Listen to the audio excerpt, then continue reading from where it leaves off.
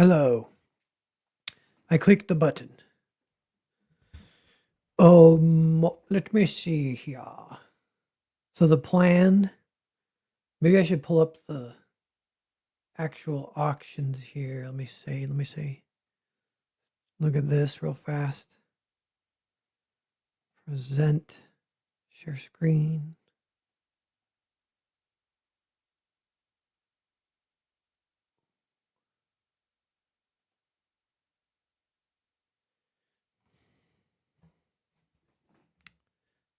And maybe we get, okay, I think it hasn't moved. It's, so yeah, it's one bid, 1, 4, 3, 1. Everything's been bid on. A lot of these are in that still very affordable range. Um, Now does it say when they're closing? So the first one to close is the one with 4 bids. See if, oh, maybe it was gonna say. Duration. It ends in 58 minutes. So yeah, we can almost keep this open, but maybe, or yeah. Yeah, it ends in 58. And then some end 15 minutes after that. They're staggered. So yes, 3 people watching. Say hi if you're in the chat.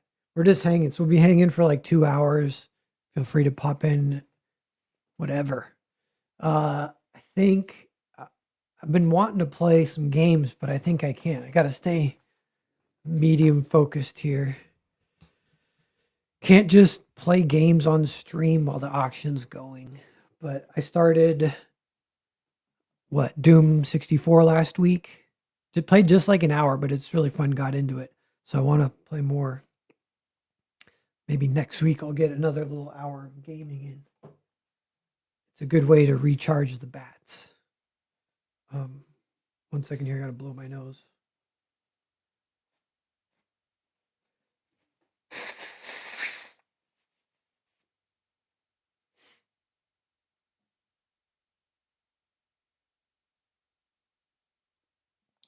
And then once this closes down, I'm kind of running straight to my parents' house in the town, one town over. My brother and his family are coming in. We're meeting kind of in the middle. He's got 2 kids, both very young, and they're both super cute. So they're my, niece and nephew. They're awesome. So I get to see them. Yes. So what else was I gonna? Oh, for random like rantings, we could go over my bookmarks on Twitter. See what I bookmarked. Make sure if I share the window, I just don't want it to show DMs. I think sometimes if it'll pop up in the bottom corner. I'm like, they're like they're encrypted now. I'm like, yes, stop showing DMs so I can just scroll Twitter on the live stream. That's what I want to do. Okay.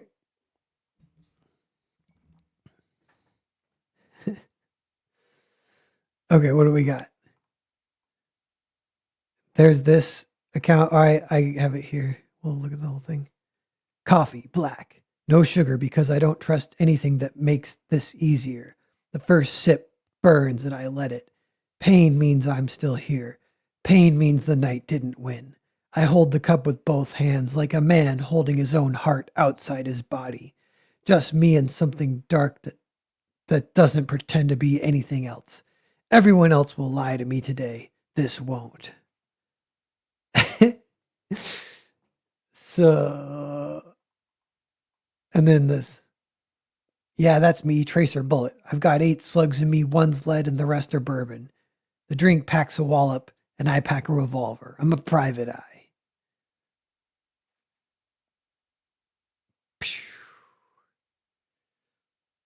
Pretty funny. This account is like satire or like, fake funny poetry. I followed him because of that tweet. I don't know if they do other ones.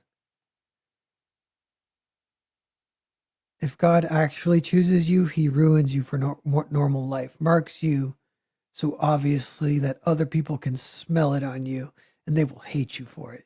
Not consciously, but in their bones. Yeah, I'm pretty sure this is satire, which is funny. Dale, what's up? Because your existence proves that settling was optional and they chose it anyway. The blessed man sleeps alone because everyone around him is entangled in silent conspiracy to worship their own limitations and he refuses to join. And that refusal is an act of violence against the social contract. They will forgive you for being evil before they forgive you for being called something, something, something. Shoot. What's my button for which button is bookmarks? It won't even tell me. Maybe I zoom out. Nope, it's not doing it. Hold on. Profile, more. I just want bookmarks. Where is it? There it is. Bring it back. Dale, what's up? We're just hanging out. I I bookmarked some tweets for discussion. So this is one, Delicious Tacos. Do you guys follow him? He's a quote unquote right wing writer, but he writes like smut, but it's like poetic, but it's pretty good, I guess. I was thinking he's like he reminds me of shoot, what's his name? The guy who wrote the Post Office. It's called Bukowski. He reminds me of Bukowski. So I've only read a little bit, like half a novel of Bukowski. It was good though. I thought I don't know. Some of like the '60s writing is like just the fact that they actually write about sex is like makes it entertaining in context of the time. It was like and movies were like that too. They're like, we're so edgy, we're gonna include some sex in our stuff. And then it's not as special. Cut to 50 years later. And so you're like, was that just a crutch? Was that your only thing you had going for you? That's what I think about Bukowski. But I don't know, like maybe, maybe he is awesome. But anyway, Delicious Tacos is pretty good. He has pretty good tweets. But he just tweeted Thanksgiving movie wreck, The New World by Terrence Malick. I haven't seen this movie and now I want to see it.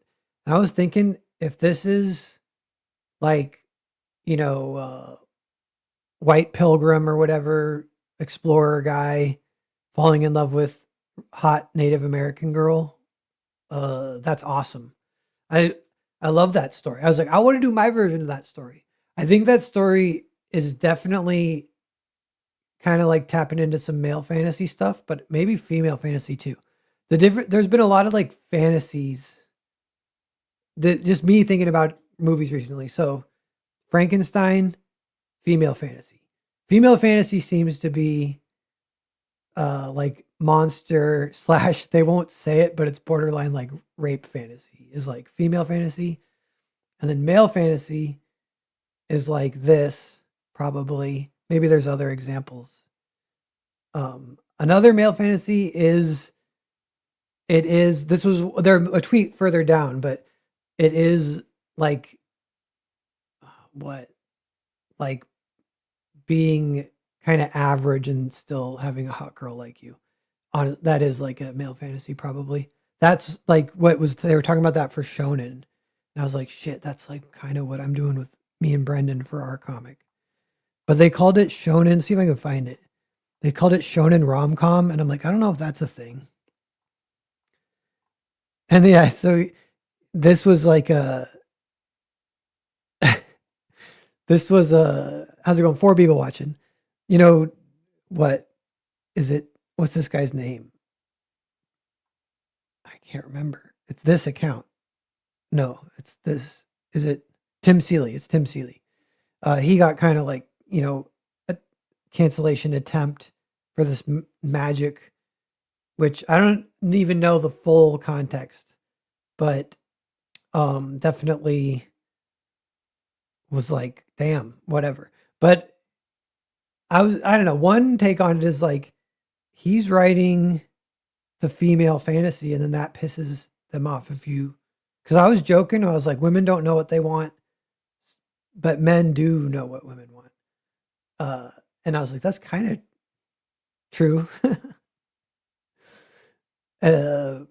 But if you're writing, you're like trying to tap into these fantasies. So you're trying to come outside of your kill your own ego, step into a different ego, and you kind of don't necessarily want it to be politically correct or held back by this stuff, depending on what you're going for. Because I remember that was one of the things when they were talking about Honora. Uh, in Honora, she has like a rape fantasy in that movie, and the right wing was claiming it as pro free speech, true art, just like kind of. I'm a little more on that side than the left. Yeah, like classic. They're gonna not like it, or whatever. Dale says, I think it is the Pocahontas story. Um, but yeah, I wonder if like what is Pretty Woman is Pretty Woman male fantasy or female fantasy? See, that's the question. Or is it like mix of both? Like maybe Pocahontas honestly could be 50-50, and that's kind of part of the charm. Because definitely if you go too far one direction or the other, like the extremes say the extreme male fantasy is I'm a fat loser schlub, but a hot girl likes me anyway. And the extreme female fantasy is monster rapes me. And in the middle is like Pocahontas, Pretty Woman. And but Pretty Woman's funny because there probably is a female fantasy in there for like redemption. It's almost like the male version of the female fantasy. It's like I'm a slut whore, but he loves me anyway. I didn't ruin my life by sleeping around too much or becoming a whore, creating an OnlyFans account, whatever. And then the male fantasy version, like the people would argue that that's not a male fantasy to rescue a prostitute, but the hooker with the heart of gold is like a real thing that's been around a time as old as time. Culturally, like I watch all these old French movies and like it's like normal. Everyone's cheating on their wife. Everyone's seeing prostitutes. Dale says women love Pretty Women. It definitely leans more to the female fantasy, probably. But the male version, like men, if we're just trying to guess about it, I don't think men would fantasize about being super rich and rescuing a prostitute kind of thing. The male fantasy would, if trying to go for these big archetypes, the base male fantasy is you're poor and you achieve something despite being poor or whatever. But I don't know. This is getting pretty broad. I don't know if we're Henry Bemis. What's up, man? I wonder what other examples. But let me see. So someone suggested this movie. I've never seen it. I want to see it. This is crazy. The house from Home Alone in 1990 versus 2024. So here's 1990. Here's 2024. Yeah. 5 people watching. How's it going, guys? We'll check the auction in a second here. This is like I'm a little of two minds. Like I wouldn't mind living in this. Like I don't mind it. But if you look at the two, this does look like death. It looks like Borg spreading. But yeah, it's hard to guess because like if we look back at the 70s, I think people generally agree the 70s like kind of looked like crap. And this is like on that spectrum. So we're just moving from crap to nothing to like death. And then what if you keep going back? Like eventually you just get to like it doesn't even become a design thing. It becomes like stone huts, you know. You're in straw. It's like the Three Little Pigs. You're like you go from straw to wood to stone. I mean like a wood cabin kind of looks legit no matter what in any era, but it's not always like gonna that's not exactly practical or whatever. And you might not want to live in one. I lived in one for a little bit and it's so much wood. It's kind of too much wood, you know. You kind of like when you move out, you're like, Oh, that was too much wood. Everywhere I looked was wood.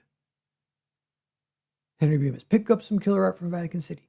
Let me see. 5 people watching. Let me see if I can pull this up here. I definitely can pull it up, but this is the one that's gonna end very soon.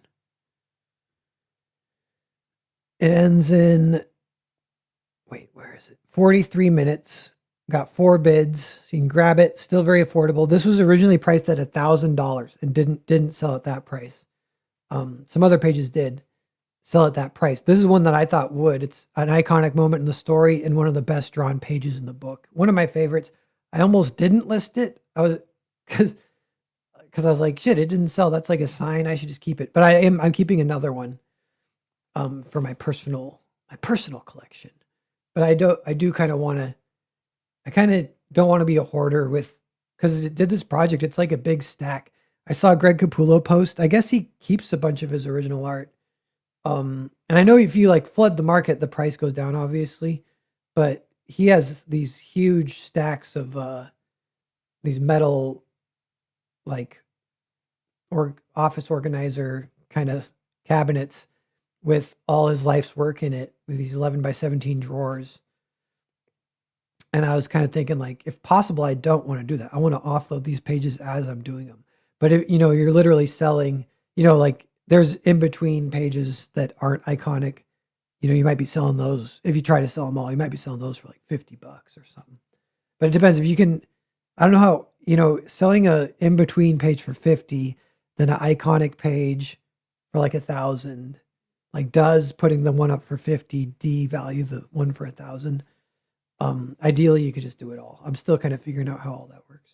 8 people watching. How's it going, everyone? A lot of artists seem to hang on to their original art to cash out for retirement. Yeah. Yeah, they kind of keep it as at a trickle. Yeah, I mean, maybe that's the way to go, but I don't know how my stuff will age. And that's yeah, that's kind of a fun thing to think about, is like, this is the first kind of big published work, collaboration with Mark Miller, new style drawing traditionally. I'm going to have some more of this in the future, but right now this book is the only thing like that. So grabbing it, and the fact that it's the first, if you're a Narwhal Pearberg fan, definitely grab a page just to hold on to it. It's not my retirement, it's your retirement. Alex RB, I'm getting ready to peel potatoes. Cool. Yeah, VRB, I think some of the creative block are popping in, and I'm going to tell them we're going to keep it family friendly because it's Thanksgiving, if anyone's listening with their family.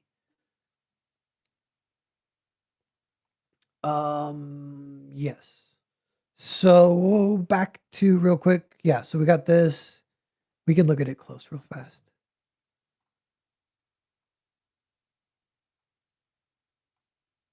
$40 in here. Yeah. This one comes with the thumbnail. Not all of them have thumbnails, but most of them do. But kind of the superimposed panel at the front, kind of layered collage style, diagonal panels, big explosion, pretty good car. The car tilting on its chassis, selling the action. Same with the bus. The explosion is pretty good too, if I do say so. I didn't have to mess with this one digitally. Sometimes you draw it, and then in coloring stage, you have to like kind of like, for an explosion, for example, you might have to like color over it or change it or whatever, warp the lines, clean it up, fix it, to get it to read as a really nice explosion. I did have to do that for the Jesus panel. But the Jesus panel still looks really cool. See where that, because that's another one. Yeah, here's the original Jesus panel. And if I showed you guys the final, I blurred the smoke, got some energy in there. I cleaned his face up just a little bit. And yeah, so that's an example. Like, it's kind of fun when you don't have to mess with it, which that's like your batting average. And if I'm getting better at this kind of workflow of drawing traditionally, bringing it in, ideally you want to be not messing with it at all, so it's nice when a page you're like, it's kind of exactly what I need it to be, and now we can just start coloring it. um if there's a meme on Thanksgiving, it's going to either be pre-built or totally unrelated Thanksgiving image. There's no way I can get anything done like this. Yeah. Alex here be, oh, I've got earbuds. That means we can be. Well, that's good, because I just remembered I was talking about male and female fantasies and rape fantasies just like a few minutes ago. Which, by the way, maybe we'll get back to that. Let me see. Is it here? Okay. What do we got? All right, we can watch this video a little bit without audio. So this is some, like, NPR does this thing. This just came across. I was on a For You feed on Twitter for a while, and I switched back because it was too much. And I think it's a little bit like the YouTube algorithm. Like, it spins out of control. Like, it thinks that you like stuff that you don't pretty quickly, and it starts recommending stuff you hate or whatever. Like YouTube, you watch one raccoon video and the algorithm recommends you nothing but raccoon videos for like, and nowadays too with AI, like you can't really trust nature videos anymore. Those are like the number one things that get messed with AI, and they're sort of the hardest to spot. They still look real. And so, yeah, they're getting totally messed up. And so, yeah, I kind of ruined it. Like, I don't watch nature videos anymore, like the YouTube shorts, cute little shorts. I'll still watch some dog ones, but I'm skeptical that even those can be like real or fake or whatever. But awesome ones here. What's up? Jolly Green, what's up? Nail Bunny, it's gonna get crazy in 67 minutes.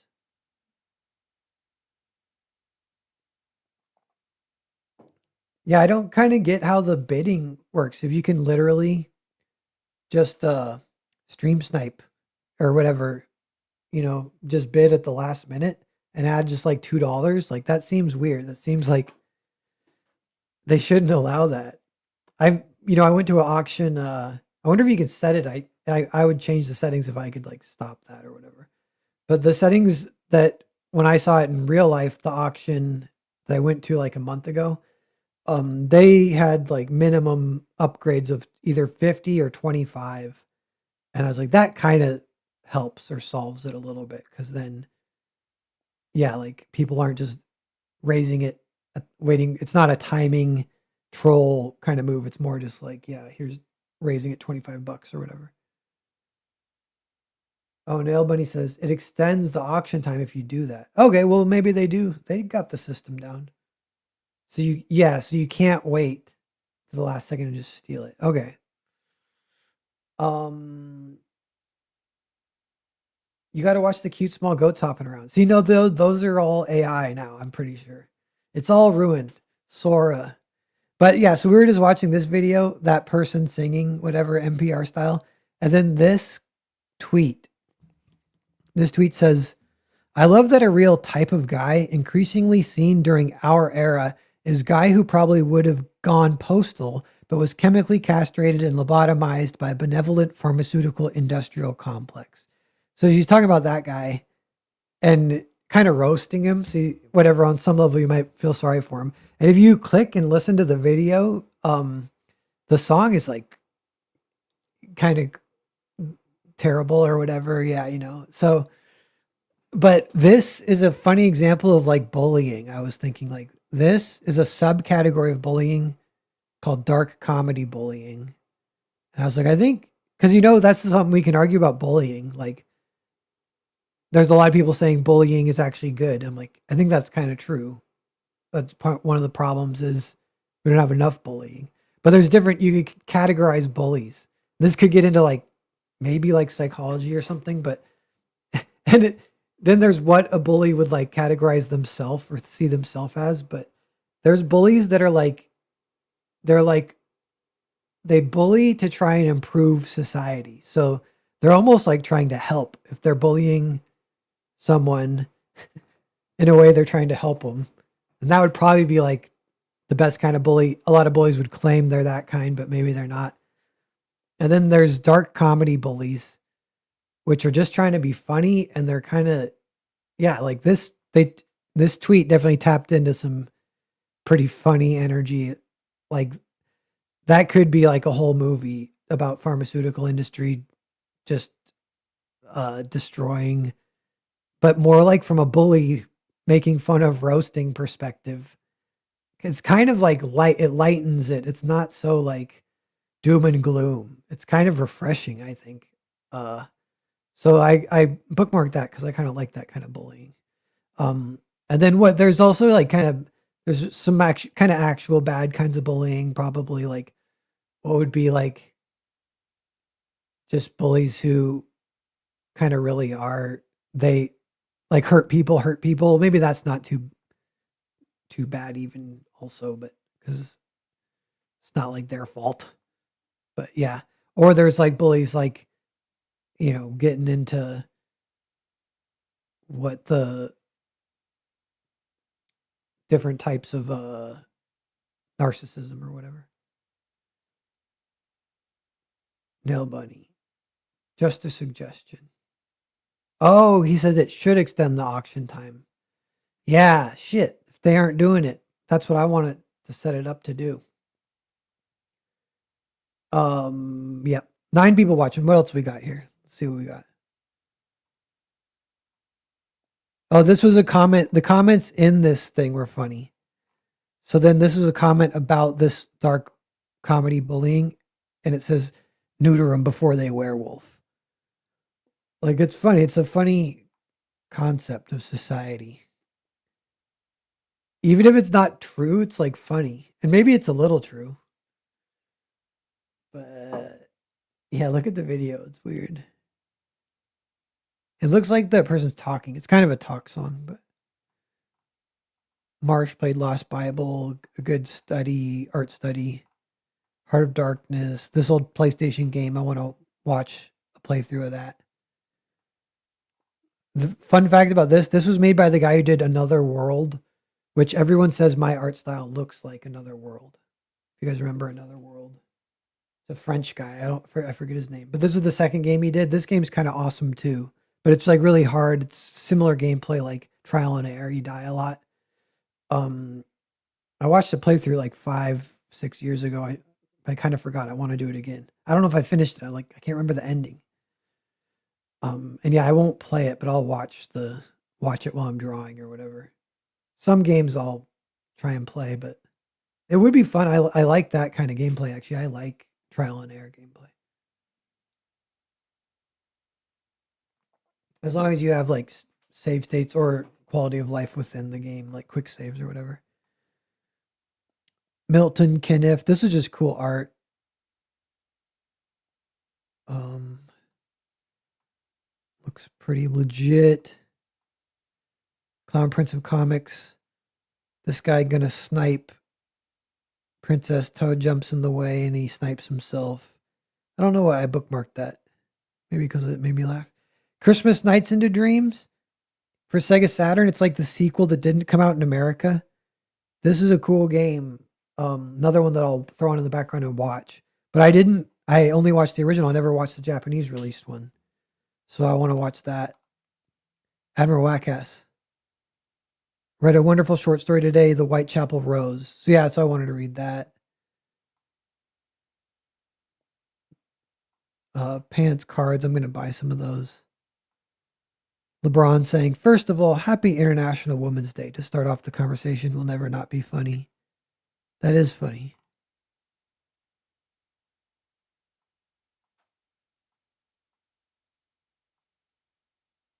It's loading kind of slow. I wish it would just play, but this is awesome. We'll watch this video with no sound.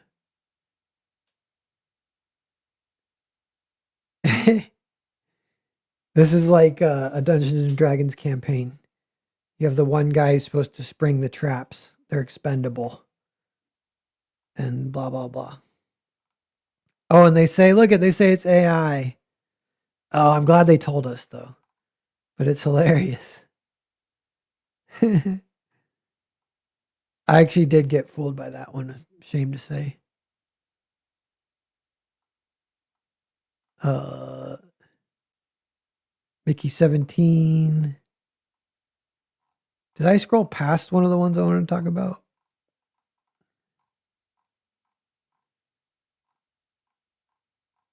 Let me see here.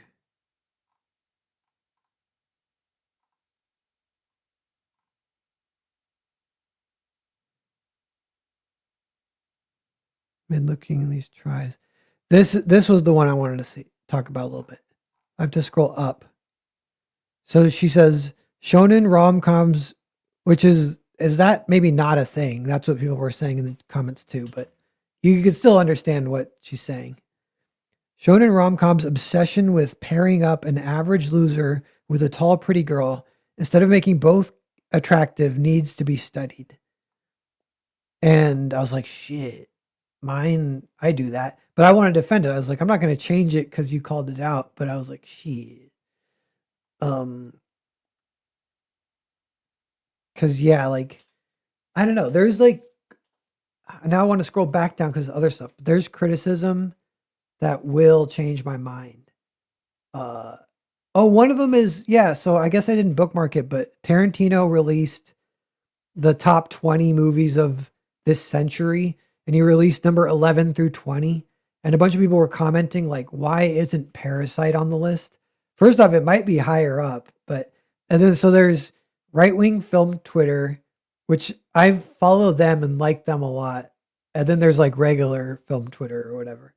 But they have lots of outside the box stuff that'll like change your mind, you know. And I think there's some like left wing stuff that'll change your mind once in a while too. Like even that magic thing, like you hear the arguments from the other side, you're like, all right, I can sort of see what you're saying. Like like even fridging, like when that first got brought up, like if imagine if you had written a story where you're just killing a girl to have some dramatic emotion in your story and you would feel called out. And then it's like, I know both sides of the argument. Like you can't just not kill her then because then you don't even have a story.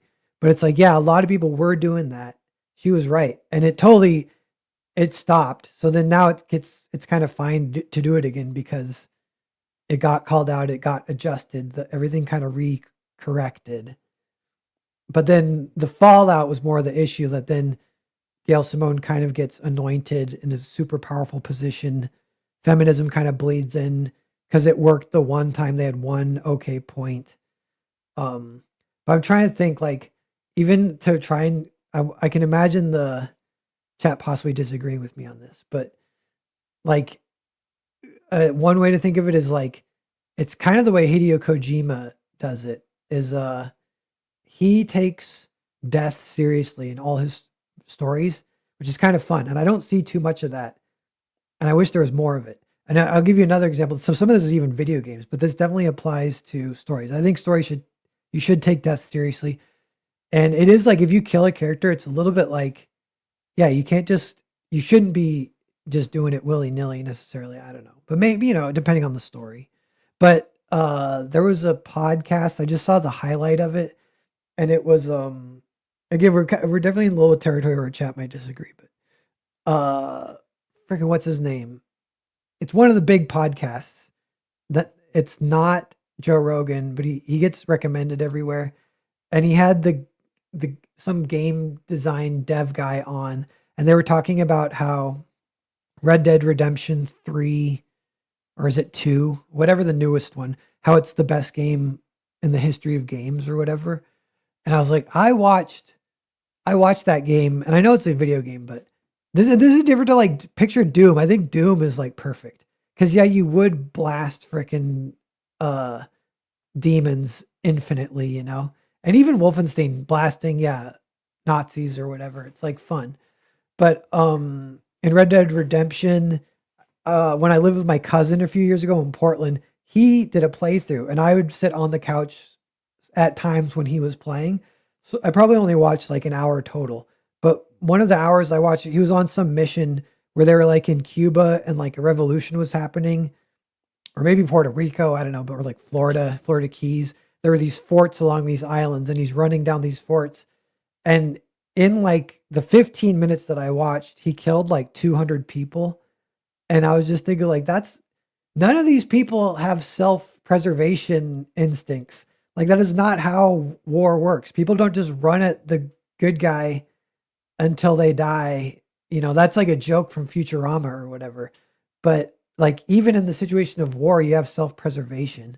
And there's cool ways where that comes up. Like I like that in what's the Mel Gibson war movie about the medic? You guys know what I'm talking about?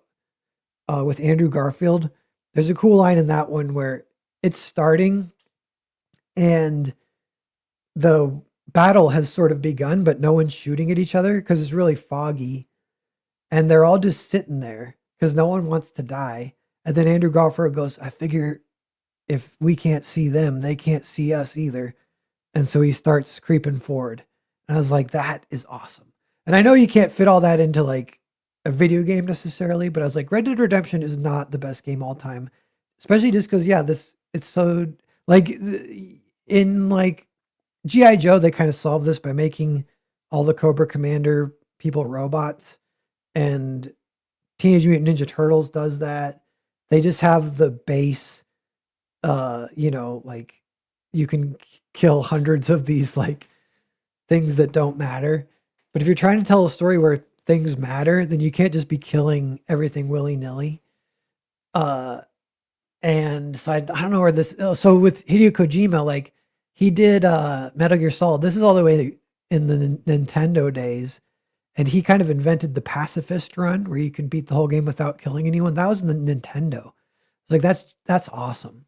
And then it's you can cut all the way to Death Stranding, like years later. In Death Stranding, if you kill a body, it becomes like an unstable thing that starts to break down reality, and you have to dump it into this black hole, or a nuclear like bomb kind of goes off from the death.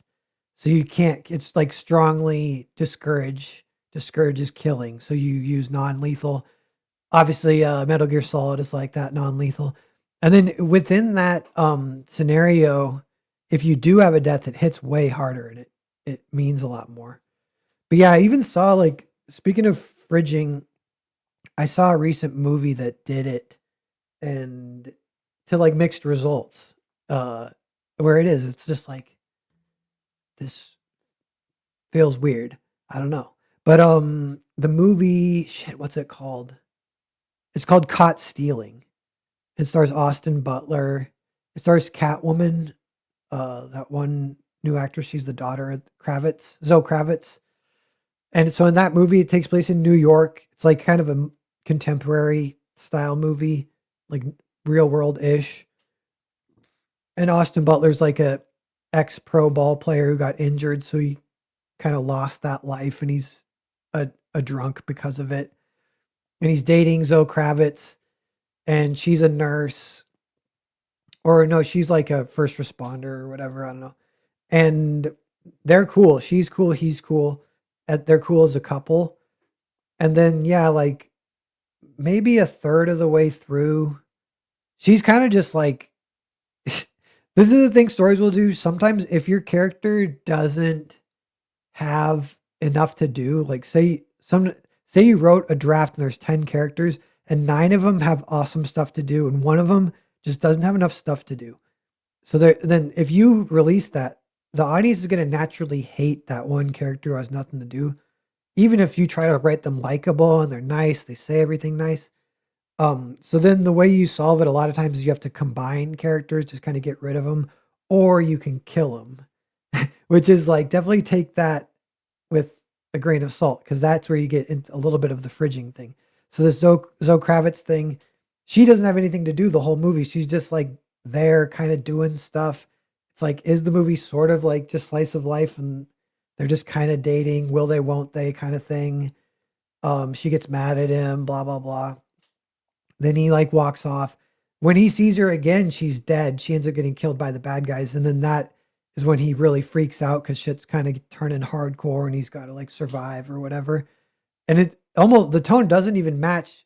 That's a little bit of an issue because that makes it hardcore, but then it wants to keep being like kind of a fun action comedy almost. And I'm like, bro, your girlfriend just got murdered, dude. This is like not funny. This is serious business, like whatever.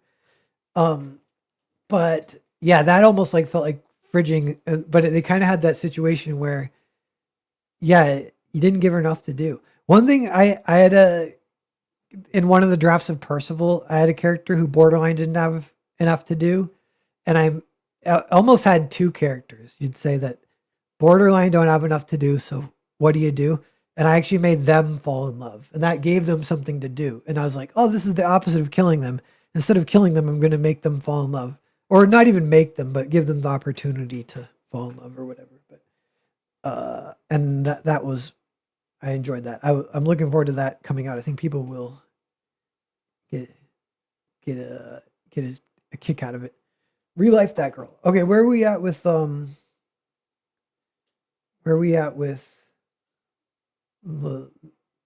the auction here? Let me see. Auction. Oh, it got a bid. It's going up. That's fun. Oh, this one it went up. This is the wrong one. We're looking at this one.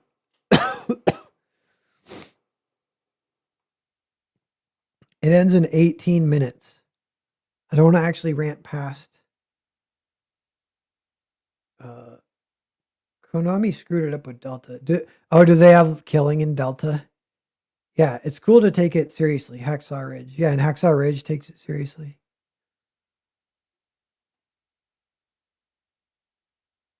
Yeah, the Christmas one is worth a lot of money, probably. I think the old one might be. Fridge Quest. Dude, Fridge Quest would be an awesome, fun thing to play with. I don't know. Like, so one of the reasons I like Percival is because it, with the Holy Grail, it can heal. So it kind of plays with, yeah, like death is pretty rare because you got this item that can heal people. But if they die, it can't bring them back to life, but they can get mortally wounded and get brought back or whatever. So you still do have characters die here and there, and then yeah, it like hits harder.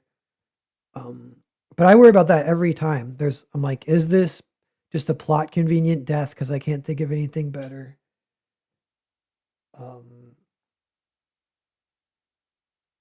but yeah, so going back, all that is to say that so there's some of these you got to go back pretty far. I feel like the original fridging thing was that like early 2000s or was that 90s? Gail Simone in the 90s, like coming in with a, a decent point or whatever. And then so there's also cut to now. There's a lot of good points from right wing film Twitter, and they'll kind of roast movies or whatever. And so Tarantino released, yeah, the top 20. And maybe we can find it and look at it. Let me see. Sorry, will I pull this up?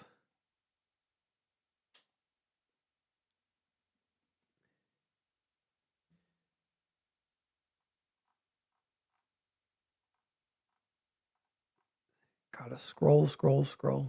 Tarantino's back in the news because he did a short film for Fortnite, which that feels kind of like post-apocalyptic in a way, but that is still maybe there's a fun way to spin it. Okay. So here's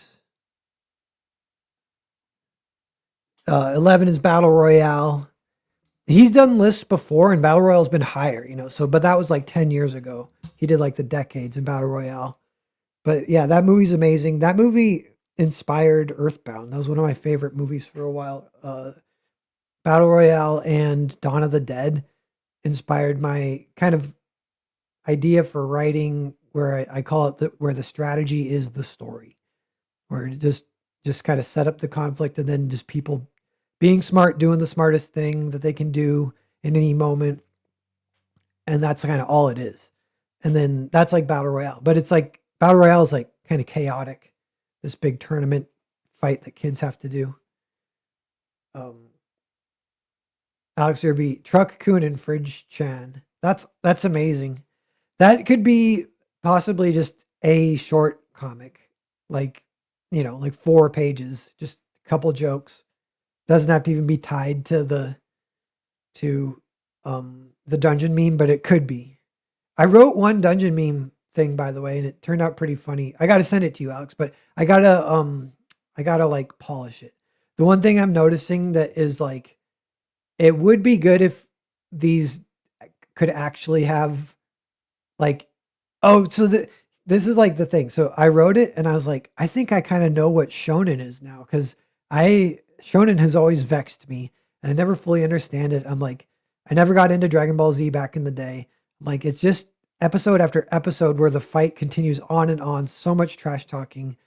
But I was writing this one and the short ends up being it's just one fight scene that goes for like 8 pages with some back and forth, some trash talk, some of this like strategies, the story stuff, like some attempts.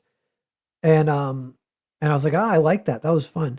But that and then I'm like, real shonen, they find a way to get like strong emotion in there. I'm like, if you're just doing this little short, I don't think it had too much emotion. But they do aura farming, they do emotion. They have a character who can kind of commentate. There's always like a commentating character. I let Rini be that in the short I wrote, where they almost will explain what's happening, which you might think is redundant, but like it really helps with clarity. Like shonen is like shameless. That's one thing I'm realizing is like and also like the shonen with the layering of like what's important, priorities. The plot is not important. Characters are important, and all you got to do is set up the fight. The plot is like setting up a fight really fast, and then the fight lasts for like however long you want to do it. But um, and yeah, I don't know. Like, is One Piece shonen? Because that I've seen examples of that where it's like so good. Because yeah, one of my old roommates, he's like, I'm going to watch every One Piece, and it took him 4 years. But I saw a couple arcs, maybe just one even, where I saw like 3 or 4 episodes, and everything had been set up to be like really high stakes.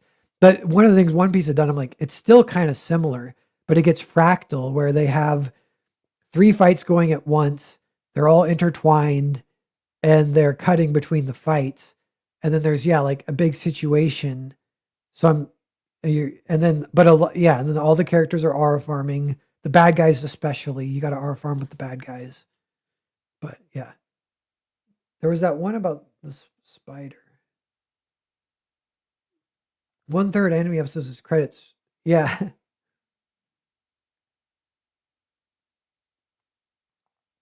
um, but yeah, so Battle Royale, Big Bad Wolves, I don't know what that is. If it's number 12, maybe I should watch it.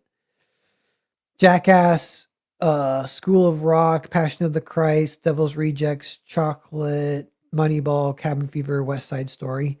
So it's kind of a fun list. And a lot of people are commenting like it's fun. It's a very personal autobiographical list, not really based on like trying to input the movies of the times and the movies that get the most press or the most praised. It's not mainstream.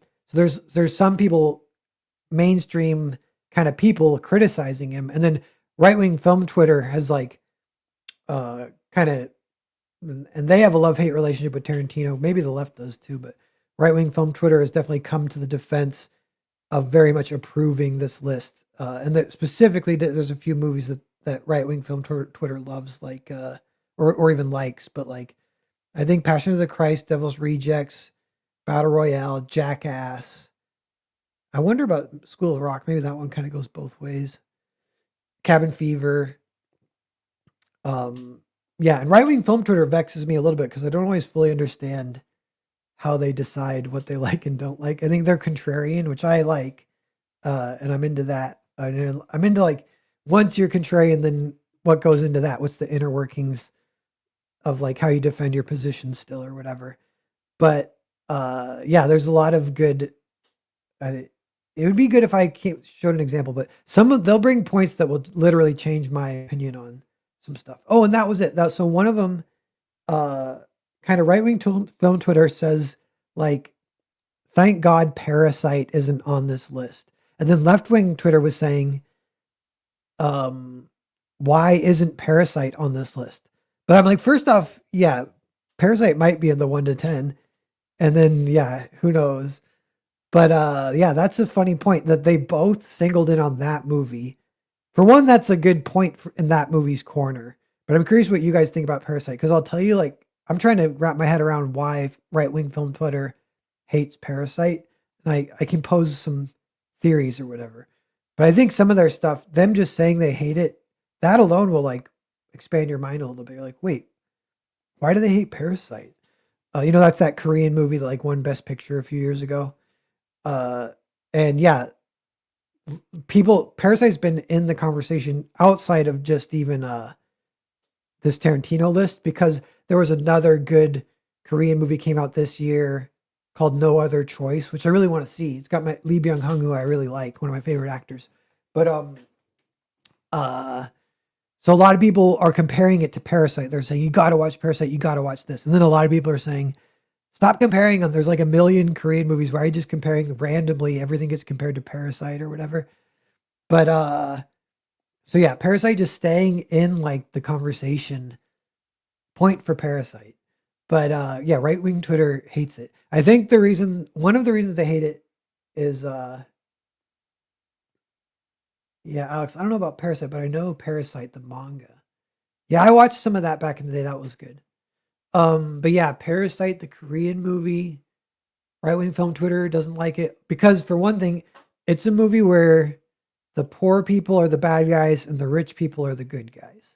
So I kind of think right wing film Twitter that might be the only reason they hate it. And I'm like, then if you could dig into it a little bit more, maybe yeah, it's like as you're watching it, because so I kind of want to defend it. I remember liking it. I remember thinking it has a ton of interactivity, which I love, and the plot's kind of cool in the beginning. It's like a weird plot where you're like, damn, this is crazy what they're doing. They're like, they kind of freestyle a huge con as they go, and it totally works. And they basically, like a parasite, they infiltrate this rich family because as like the help basically the rich family has to like hire a driver and they need a new maid, so the driver says I know somebody, and he actually recommends them his like mom, but they don't know she's his mom. And then they get the whole family kind of is working for the rich family, and then like that's all cool, but then kind of shit kind of hits the fan. I kind of want to rewatch it. I'm like, what is like the theme? Is that what right wing film Twitter like objects to? Is like the theme? Because then there's other times where they won't object to like stuff where like the theme seems crazy in this movie and they don't care, but then in this one, but yeah, the thing I'm trying to think in Parasite too, it's like kind of just how it ends. Maybe not having a good ending is like a kind of good criticism.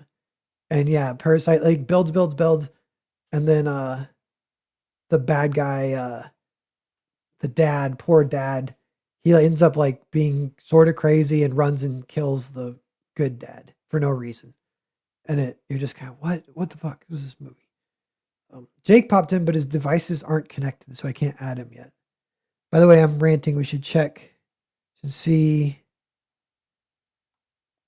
if this ends in 6 minutes.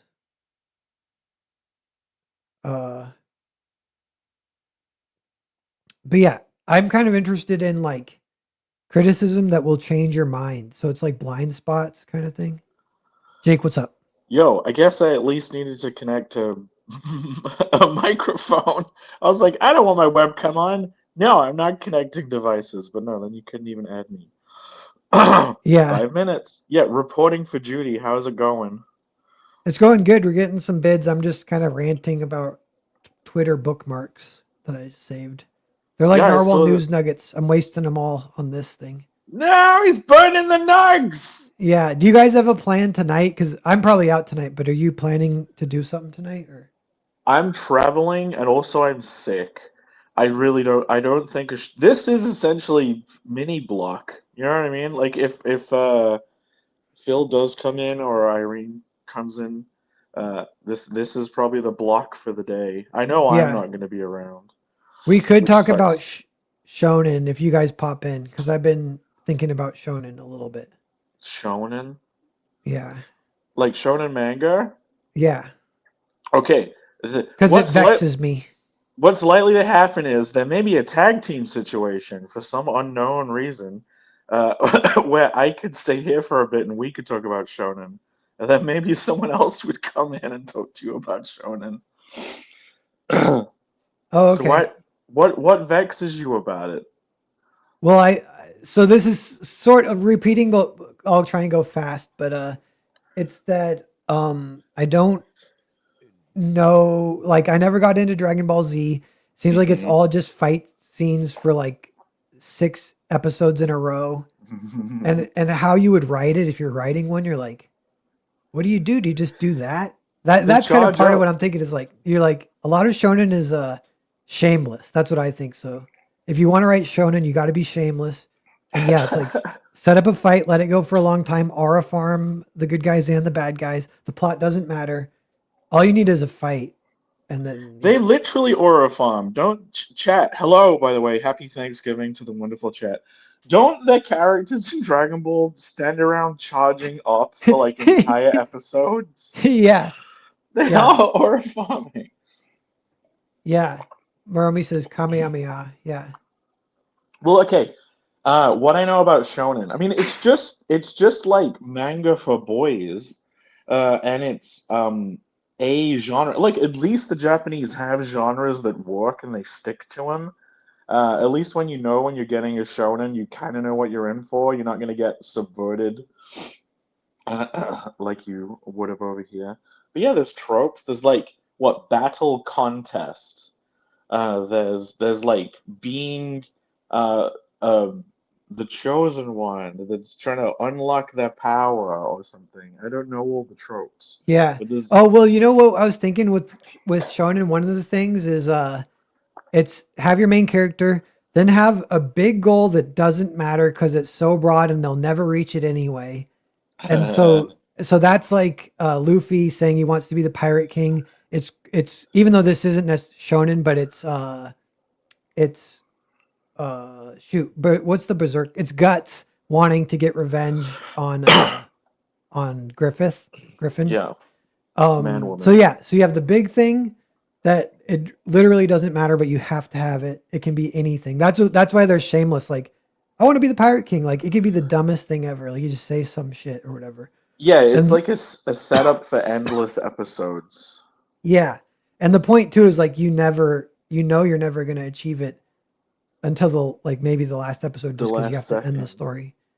But, But then the other thing is within that, underneath that, you have goals that actually do matter and they're very emotion character based, but they're kind of not plot based. They would be like, my friend is in trouble and he is only in trouble because of me. It's my fault, so I gotta save him. You know, something like that. but those Um, those do feel good. So hitting certain tropes feel good. Like here's another one. I'll throw this on the pile. I think shonen characters, the main guys, they're usually a catalyst character who doesn't have an arc, but they just trigger arcs in everyone else. yeah, Like they're like to stereotype it, they're the morally pure one who's pure of heart, and like they'll go out and they'll trigger everyone. yeah. By the way, 1 minute left on this. But yeah, I agree. And you know, like that is funny. That trope like sort of applies to like Batman, Mm. Superman. But like yeah, that applies to Luffy. Luffy is like he's happy go lucky, brave, doesn't give up. That's like all he is, those things or whatever. And Yeah, Goku's kind of like that. yeah, and it doesn't particularly matter other than this that's like what he is. And then yeah. But yeah, I think that's one way to get I don't know if Shonen does this a lot or not. I think they might. I wonder if Trigun counts, but a lot of the emotion can come from your character of the week. So they solve a problem for like a mistress. If it's Trigun or whatever, it's like, he wanders into a town. A mistress is getting bullied by like a land baron because her husband died. Now she has to run the ranch, and Trigun guy helps her and then 10 seconds.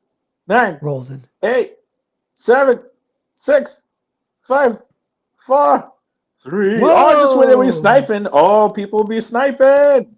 There you go. Perfect. That shot up $100. That was higher than I was gonna guess.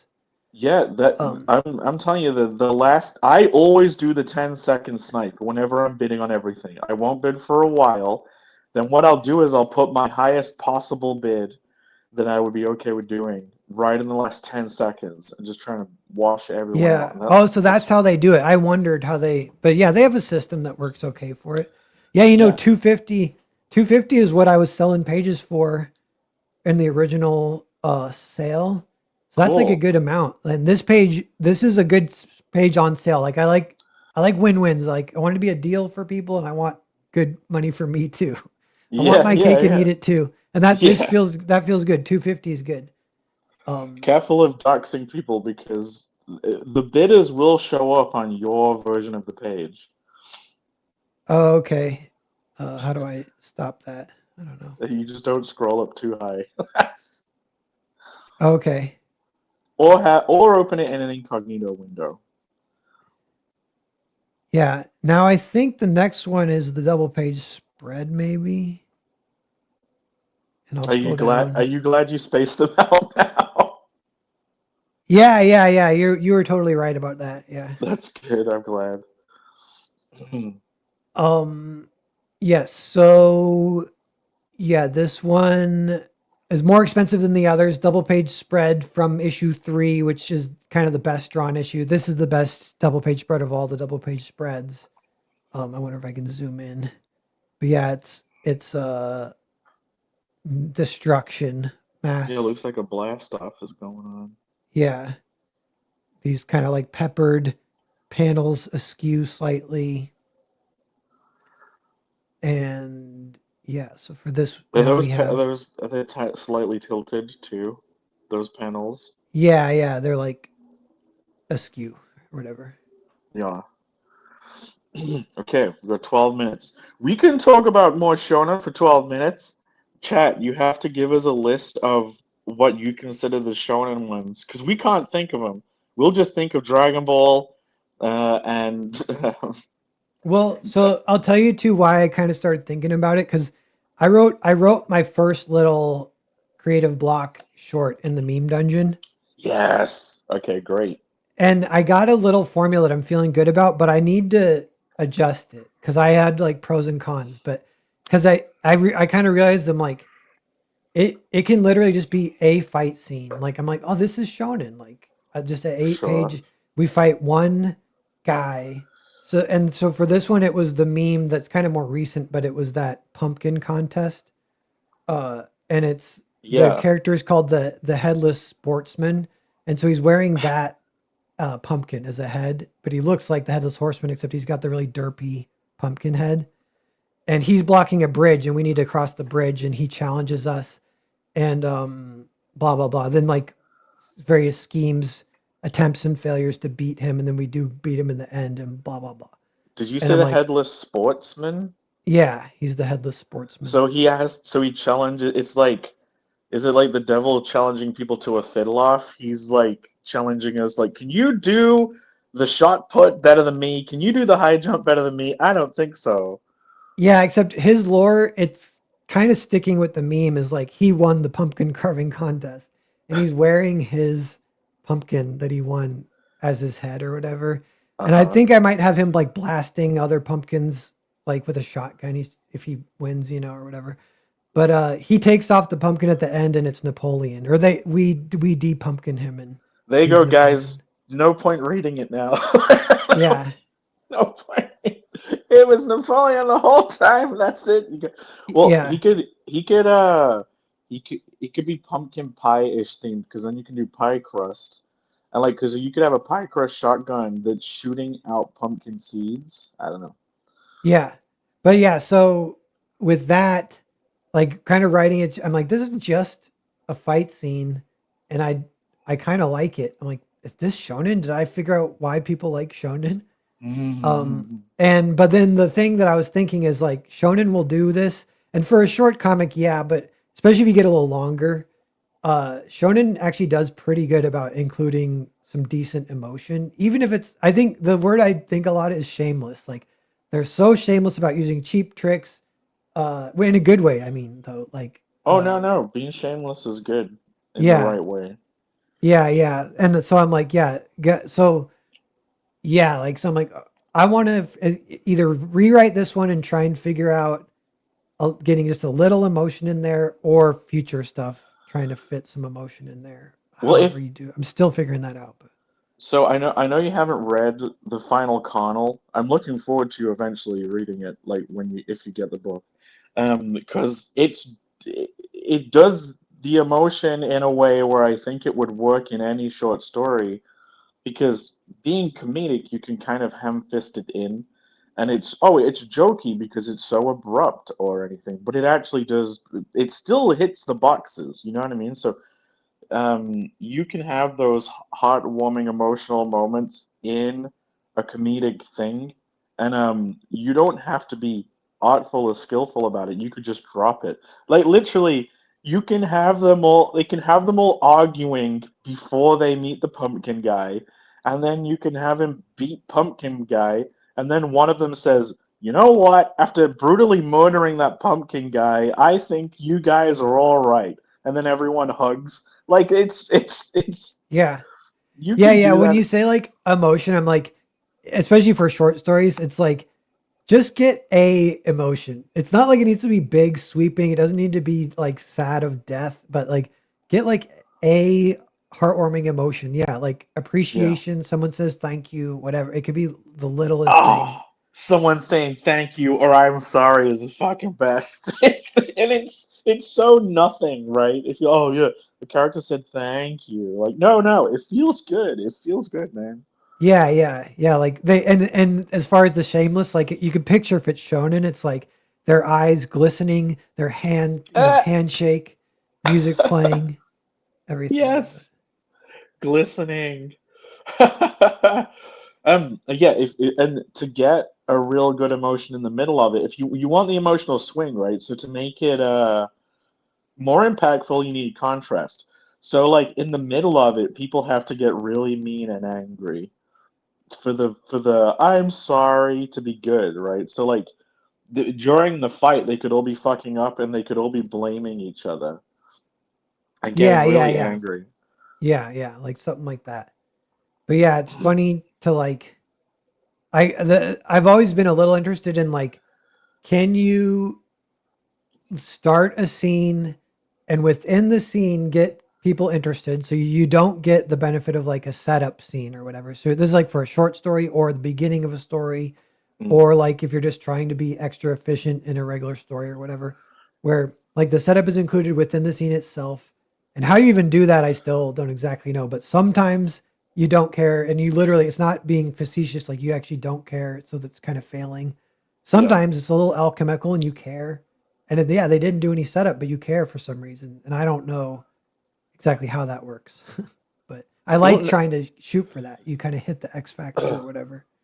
no, I mean, look, you could someone could be in a fight and then like they get pinned down by the monster and he's like, "Quick, pass me the gem!" And someone's like, "You're not using the gem for this. It took us weeks to find this thing."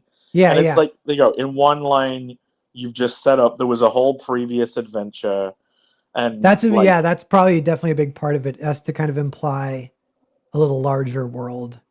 yeah, Um, I absolutely in comics where you're having to freaking draw everything, you just imply as much as humanly possible. yeah, and you know something is like I think if the bad guy is like super awesome aura farming, that helps a lot. Like and Shonen shamelessly does that a lot, and it's cool. We seeing as we mentioned aura farming so much, at some point we needed the joke in one of the stories to be the villain is just getting off on his own aura farming so much that he's distracted and we get away, or we like stab him in the back or something. Yeah, Like yeah, I suppose after Napoleon has like got away several times, he's like, "You think you can defeat me? It's been 70 adventures I've escaped." And then that's the one where you finally get him. yeah, yeah. That is good. Yeah, the another thing that kind of goes with it, like it's a little bit of like the embarrassment of riches thing, but and it's a little bit the shameless. Another thing I'm trying to think shonen, it's like maybe trite. I've said that before, but it's like it's you're not like you're not super worried that everything has to be perfect. They're like Yes, it's like yeah, throw it in like like you said something like the gem, and then they say this. I'm like, yeah, dude, that's like that literally could be word for word a little shonen fight scene. Straight up, for put that in real. there. Also, like throw it in the cringe form, then refine it. Like when I was pitching my idea for the thing I'm doing, I said like, oh, they go into comic books and complete the story. And like for me, that's the cringe version you don't want to do, but to behind the scenes it gets the idea across. Then you switch the comic book for something actually interesting, like someone's family heirloom that we got in one of those like when the people buy garages the unopened a storage place and they open up and they're like, what did we get? Like Yeah. instead of making it, I found a comic book. It's like, no, we're all bidding against each other to get this garage locker that was left, and then there's a treasure in it, and that's where you go in. There's like a mirror, a magic mirror in there, and then you go into Mirror World and you face mirror versions of yourself, and like the person who won the bid is the one who gets the treasure at the end of the story, and that's what they were all bidding for. Like it's the Yeah. same thing as going into a comic, but you start off with that and then you switch it around to be actually interesting and Yeah. fun. Yeah. I like that. Yeah. Yeah. And like with the shonen priorities, it's like, it doesn't particularly matter how they get there. Well, the characters definitely do matter, but like, even with characters, I'm like, how do they do that? Because a lot of it is just like aura farming or whatever. And they hit their like classic tropes or whatever. But, Mm. um, You mean like, yeah, how I'm do trying they to make think. the feel good character? Like in One Piece, they have the one guy, he's like the cook and he's a womanizer, but he actually is a creep or whatever. And But okay. Well, here's how you do it. You've just said three very obvious things that make a good combination. Like they have to be immediate. Like Gary Oak is an asshole, but he's the professor's grandson, so he's also like I'm the mayor's kid type vibe. Like that you just think of very immediate ideas and you let yourself do them. Like, okay, the chef. So there's responsibility, there's like a nurturing thing, but there's also a skill built into that.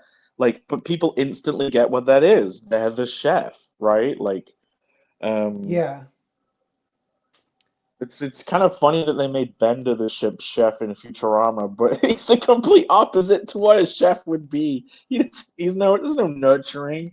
But then yeah, what? I can't think of any Bender chef episodes. Maybe they did some, but No, they kind of they didn't did. focus. He's a big fan of the celebrity chef Alzar. There's one episode where it's like the 500% Iron Chef or whatever. He goes on a chef contest.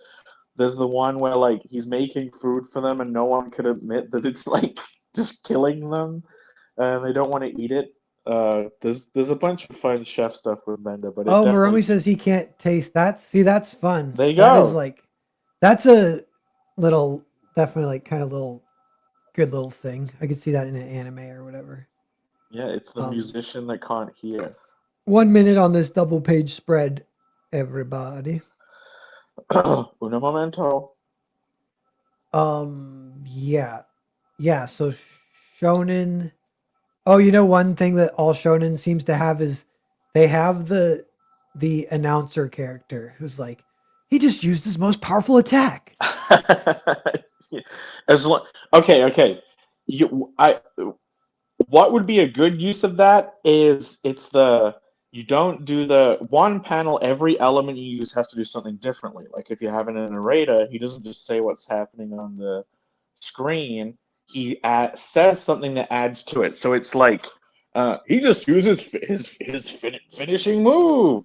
Uh, Went a lot better than last time he used that, where he'll kill that entire family. And then the guy turns to the announcer and is like, "Could you stop? I'm trying to be heroic here.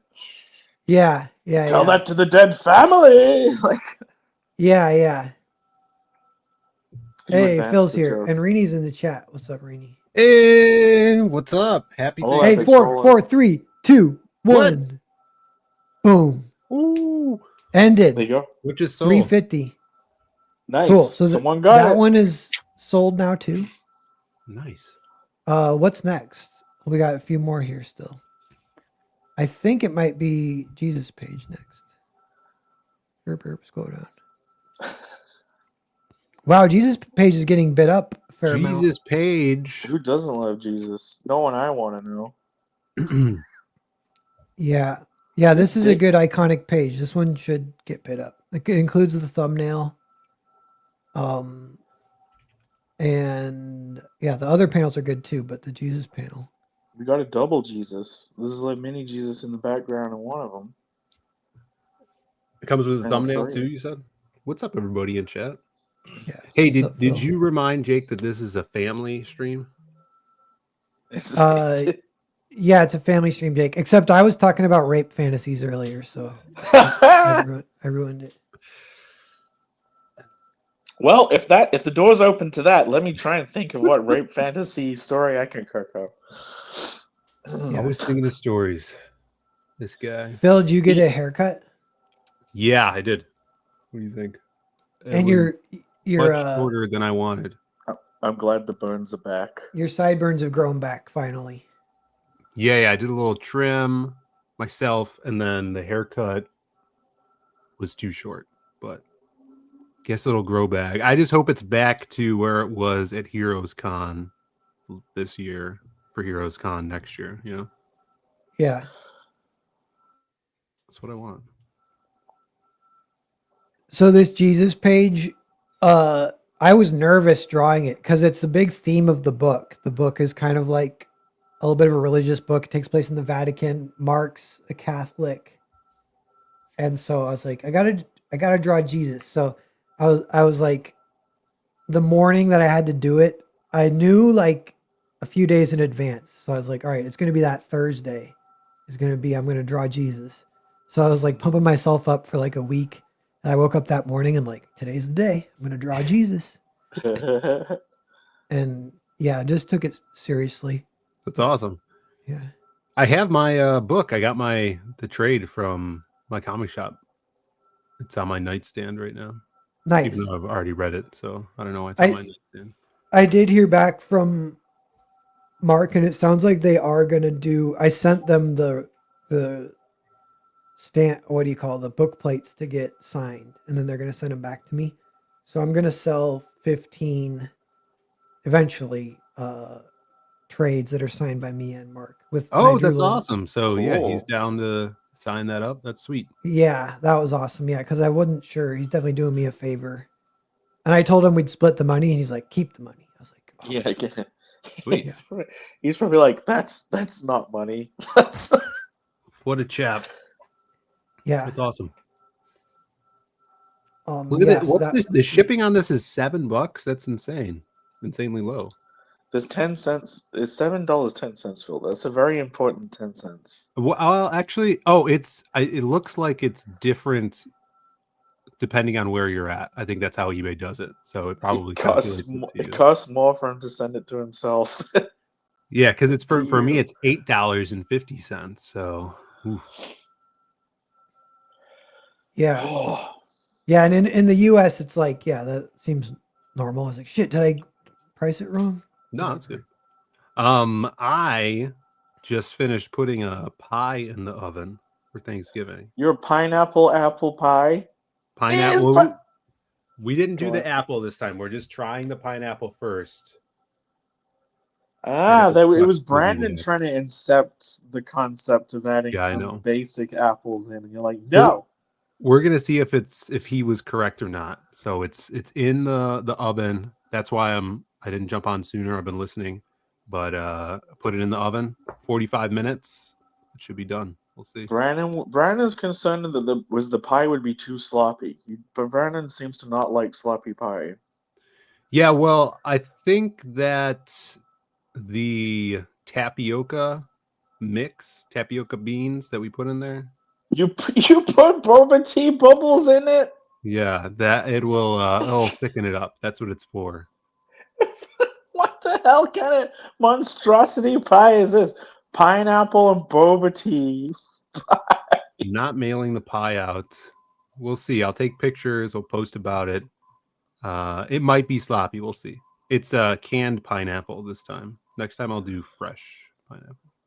Yeah, look. Maroni says it's a lot of water. This one's getting bit up as we're talking. It's not all right at the end. Look, it's jumping up. 25. Yeah, everyone's like, God damn it, I missed the last ones. I'm not going to miss Jesus' page. Yeah. Yeah, that's the staggering I did bid one. on this one, Pear. You did? Oh, nice. In Yeah. fact, I think I was the one I bid earlier in the stream, and I've been outbid. So Cool. Defeated. Yeah, you're helping. You're getting me an extra couple bucks. well, I told you I wanted to grab this when it was on the campaign page. I just never got the chance to. Yeah.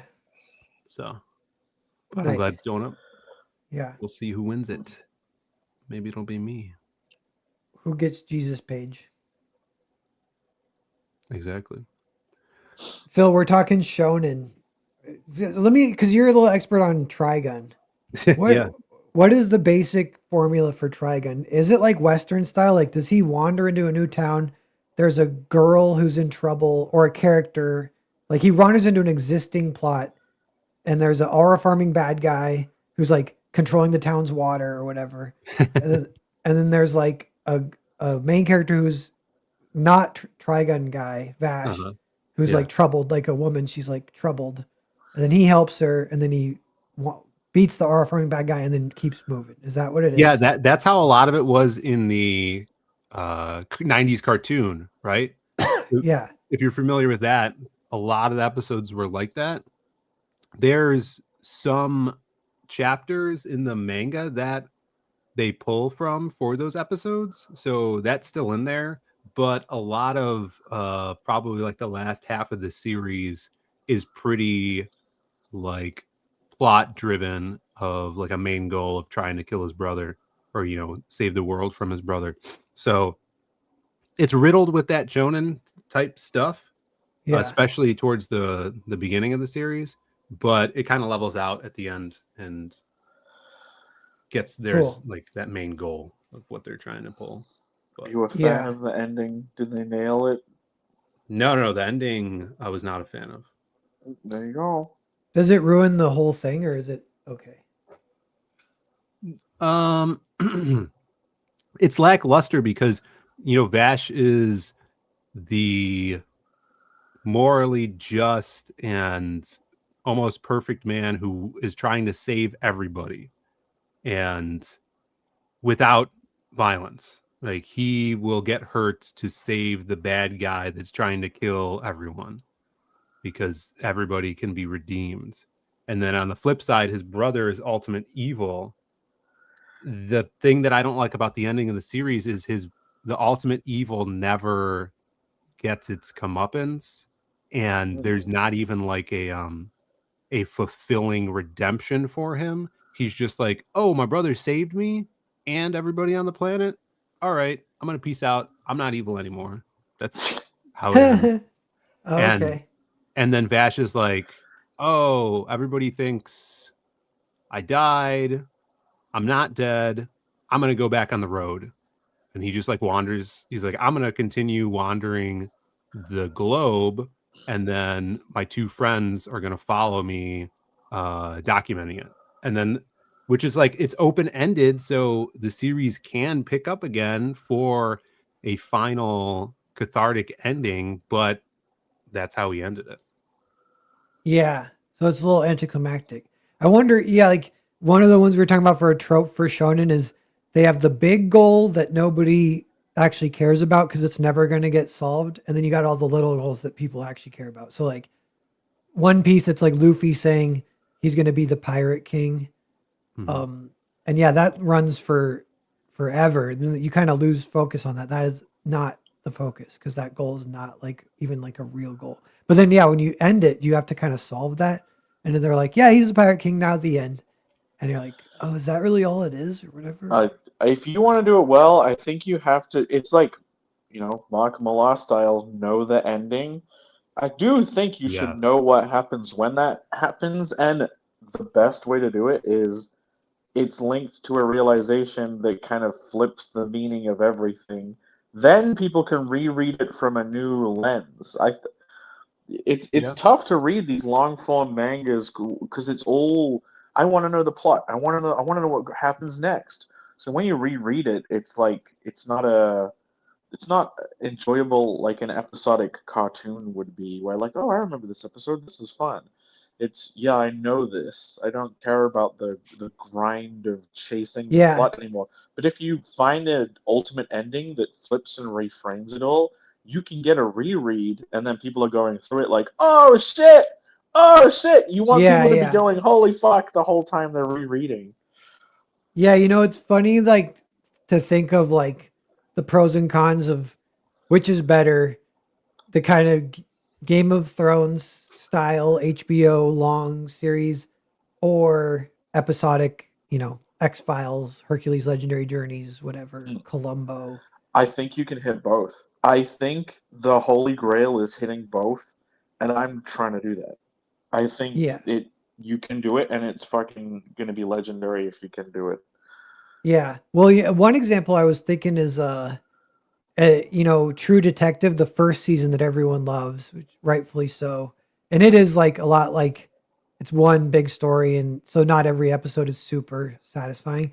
But it has one episode, it's like episode 3 or something, where Rust has to go undercover into like a trailer park, and he has to do drugs first thing to like for them to trust him, so he's high while it's happening, and like shit hits the fan and he escapes, and that episode is so awesome.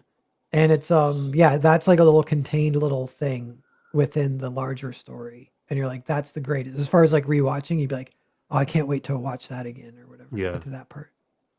Yeah, the thing with me for that like a lackluster ending like with Trigun is it's I would have much preferred if Vash died sacrificing himself, like having all the themes collide at the end and him going out saving the world from knives and that self-sacrificing coming full circle, because I think that like the whole series like that is built up for that an ending of sacrifice. When you're telling me what the ending was, my head was filling in the blanks and thinking, oh, he has to like die saving his brother, die to save his brother, and it's his death that makes his brother go, oh shit, what have I been doing? Like I Yeah, that thought would be that's what they great would as go well. for. Yeah, he should have Sure. died, maybe. Yeah. But I don't know.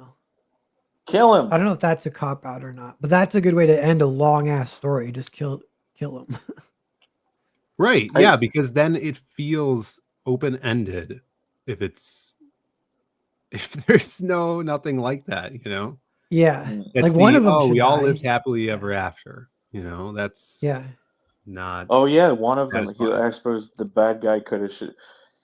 Oh, Batman finally kills the Joker, and it's like, oh, that wasn't so bad after all. What would be funny? What'd be funny is a Batman Joker story where the Joker, you deliberately like kind of fuck with the audience a little bit, but you take it pretty seriously. But it's a story where the Joker, right as he's about to die, becomes a good guy for no reason and saves Batman, and then dies, and Batman cries over his corpse like in Frankenstein. Hey, has anyone done this Batman story? A new villain arises, and he has killed Batman, and he has Batman's fucking head, and he's like, Joker, you're a fucking pussy. Why haven't you done this shit, you fucking loser? And then the reveal at the end of all of that story is that new villain is Batman. Yeah. He No faked one's it. done that. He's No one's done that. masquerading. No, he's masquerading as a new villain, and he faked his own death in order to capture Joker. Yeah, that could be cool. And then as this new villain, he strong arms all of the gangs and villains. Yeah. Some of the imagery they're showing from Cool. Scott Snyder Absolute Batman looks kind of cool right now. Like he's 10 fighting... seconds. It's gone up $10 in the last few 10, seconds. 7, 6, 5. It's 4, up. Whoa, look at that $30 3, jump. Jumping up. 2, 1, 0. Ah. Ooh, that's the highest yet that something got bid up. The Jesus Queen. Congratulations. Yeah. Thanks, everyone. They stole it from me. Yeah. No Jesus for Phil today. Now let me see. Okay, I got this guy right here. Look at this. Okay. So there's just one. There's one bid on this. Oh, sorry. This is the big moment of almost the whole series. It's kind of the moment that makes the series. So this is like the best page of the whole book. But it's issue 2, and it's one of the best drawn pages of issue 2. But yeah, so this is kind of spoilers, but this is the headshot page. Oh, that's the guard, right? That's guarding. He's like, "Hey, what's up?" And then he just gets killed. No. But yeah. He comes out of the little door in panel Yeah. 1. He gets his Yeah. throat cut. Sorta. Yeah. And yeah, here's Guido talking shit out the dead body's phone. So yeah, this one should get a few more bids if you ask me. This is a great page. If it goes for 150, that's a great deal. Lucky person who gets the 150. But yeah, Bid it up. one of the big iconic moments of the book. If you had to rank them, this is up there at top 2. 13 minutes. Don't let it happen, Chet. 16 Don't people let watching. that person Mark's walk good away. at he's good at those, like, it almost doesn't count as like a twist. You know what I mean? It's just like It's a an reframe. awesome, yeah, it's an awesome, like event that kind of recontextualizes the story a little bit, but it's not like a twist. Well, yeah, I think the word it is still essentially a twist if it's a reframe. It's just people have mutated what twist means, and they've probably mutated it into like rug pull. Yeah. Um, Or like if a twist happens at the end, or like, twist ending.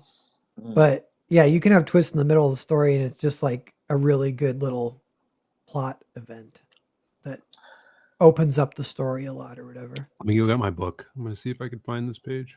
I mean, even the famous Bruce Willis is dead. Well, in the movie, not in real life. And the kid sees him as a ghost. That's a reframe. It's not even, you know what I mean? People say that's a twist, but it's everything is there the whole time. It's a reframe, a recontextualization, and on the rewatch, you see it differently. Yeah. Whereas a twist is more like what happened in the village. What's a twist? All right, I got my book. I'm going to warn you guys, it smells like pie in here, and it's great. The food kind. You said it's in issue 2? Yeah. All right. Look at the vibe in those colors. The palette. There it is. Is this it? Yeah. Oh, we get shot. Yeah. Hold on. Make it big. Hold it up. Yeah. Look at that. And look at that pose going down the ladder. That was a well-drawn ladder pose, if I do say so. Looking down. Yeah. Down Some good over bam top. bams. Those bam bams are good. It's reminding me of Flintstones with the bam bams. Yeah. I do. I don't always do this, but I just noticed in that panel, the background characters in the middle panel, they're completely blacked out, like silhouette. That's like Yeah. classic comic move that I normally don't do, but I was like, I'll do it. Fuck it. You've got the white outline on the panel break too. I'll do it. Yeah. Yeah, look at that. It's good. You guys, one lucky person is about to own that page. In 10M and 41S. Yeah. 2 bids now, 157. Yeah, this one, I'd be surprised if it doesn't get bid up a little bit. It'd be such a good deal if it doesn't. When you're bidding, like that person puts in like a little amount. Maybe it was $5 they added to it, and then it went to $7.50. It's trying to peek behind the curtain. It's like, did they just put 150, or have they raised it a little bit? Yeah, I do like that about eBay. You put in your showing bid and then what you're willing, your maximum bid. So if someone comes in over you, it just jumps to that price, which is it's kind of fun. Yeah. It's like gambling, you know? This is going quite a lot better than most auctions I've seen recently. Oh, yeah. No. There's still some demand for these Vatican City pages. This will move it up to like 30 pages sold total of 90. So 1/3 then are in the market. And of those third, like, 30 of them really aren't the greatest just because of the story, or I was still getting good or whatever. They're like in between pages. I was still Getting the getting hang of my it. sea legs. Yeah. Oh, yeah, But here's yeah, some- like about 50 of the pages are like pretty legit. So there's maybe 20 more after this that could still kind of hit the market, but I was saying I'd like to sell them all just because I don't want to hoard them, but that flooding the market affects the price, but Hmm. I don't know. Did you Um, see Running Man? No, uh, there was a movie. No, I want to rewatch the original. Yeah, me too. I gotta rewatch Yeah. The original is kind of like shonen style. We've been talking about that. that. Yeah, for sure. I still It haven't is. watched Cool. Eddie Scissorfingers. I intend to before the next creative block, but I still haven't watched it. Yeah. We can maybe not do that. I don't know. The moment's passed. No! No! But I don't know. We Yeah, I could haven't find watched it. another movie of the moment to talk about. Maybe. Yeah, Now You See Me 4. Yeah. I mean, it's probably a decent movie, honestly. I don't know. Oh, James Franco's What? brother's in it. It's not decent.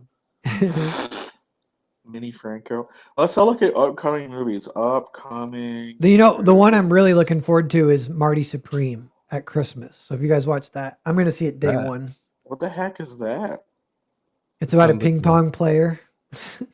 Okay. ping pong. He's ping pong in like the 60s when America didn't have ping pong culture, but China did.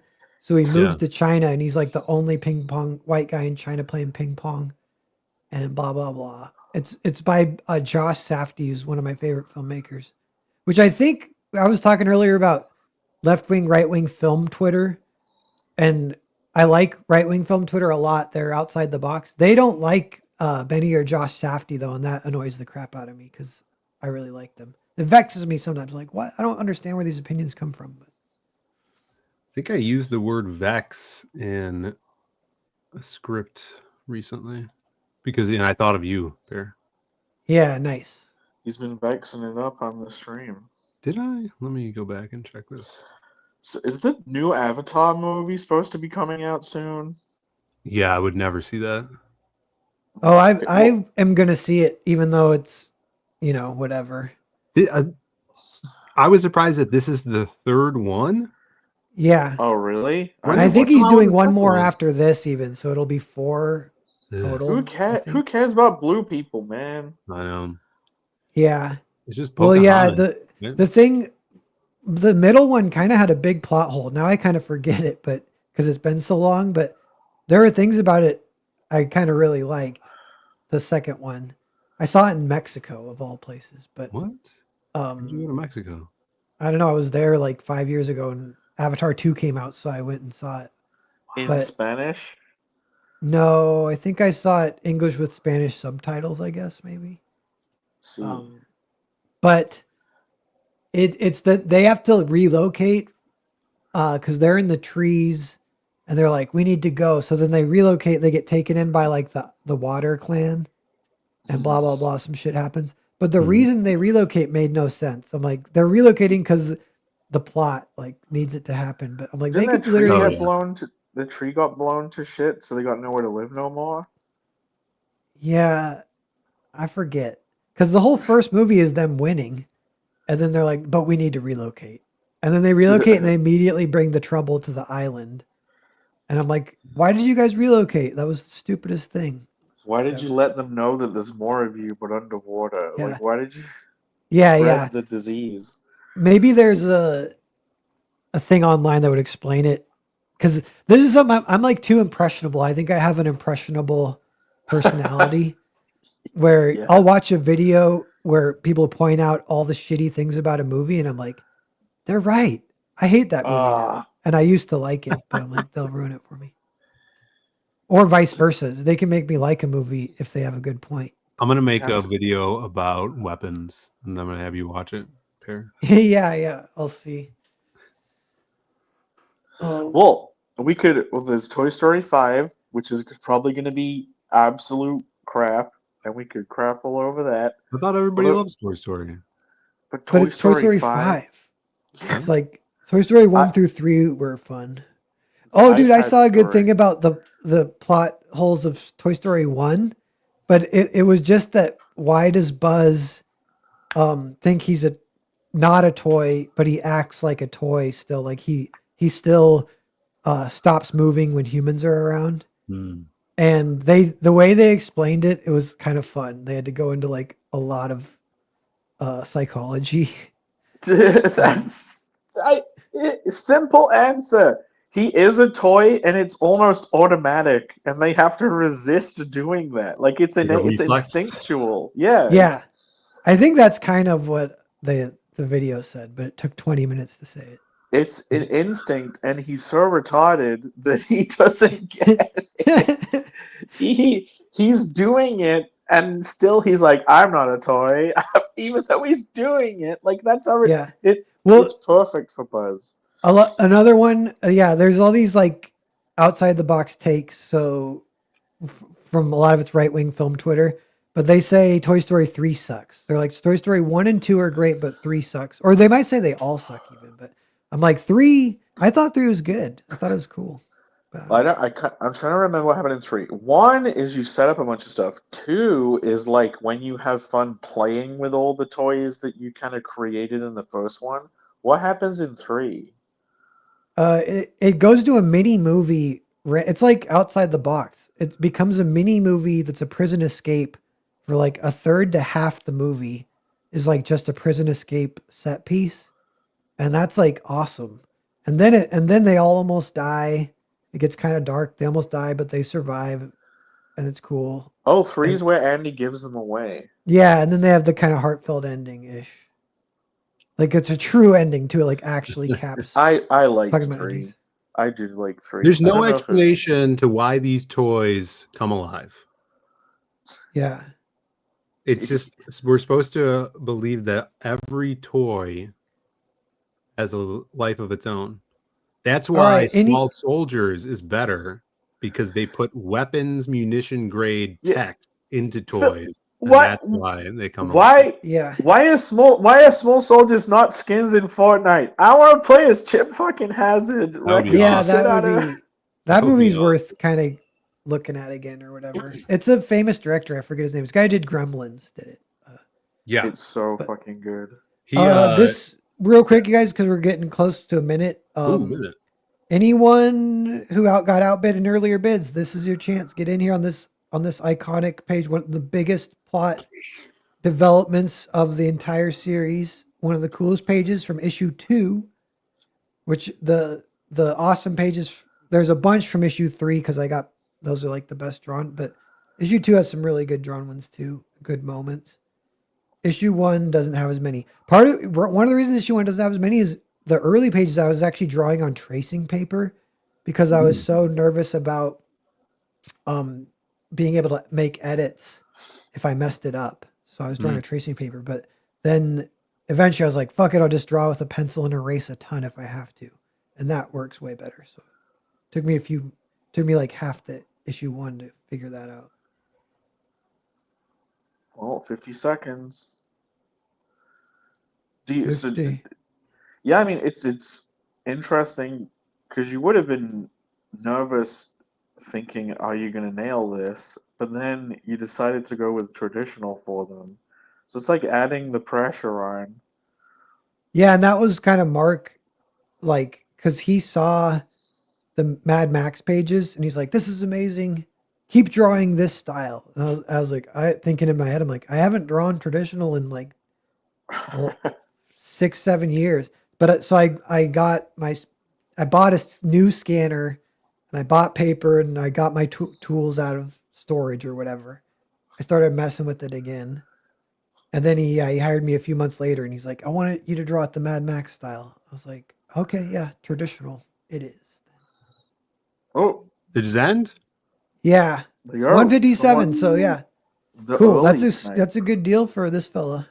Nice job. There's one last page now here. I guess this one. So anyone who got BTFO'd, now's Fitty. your chance. Yeah.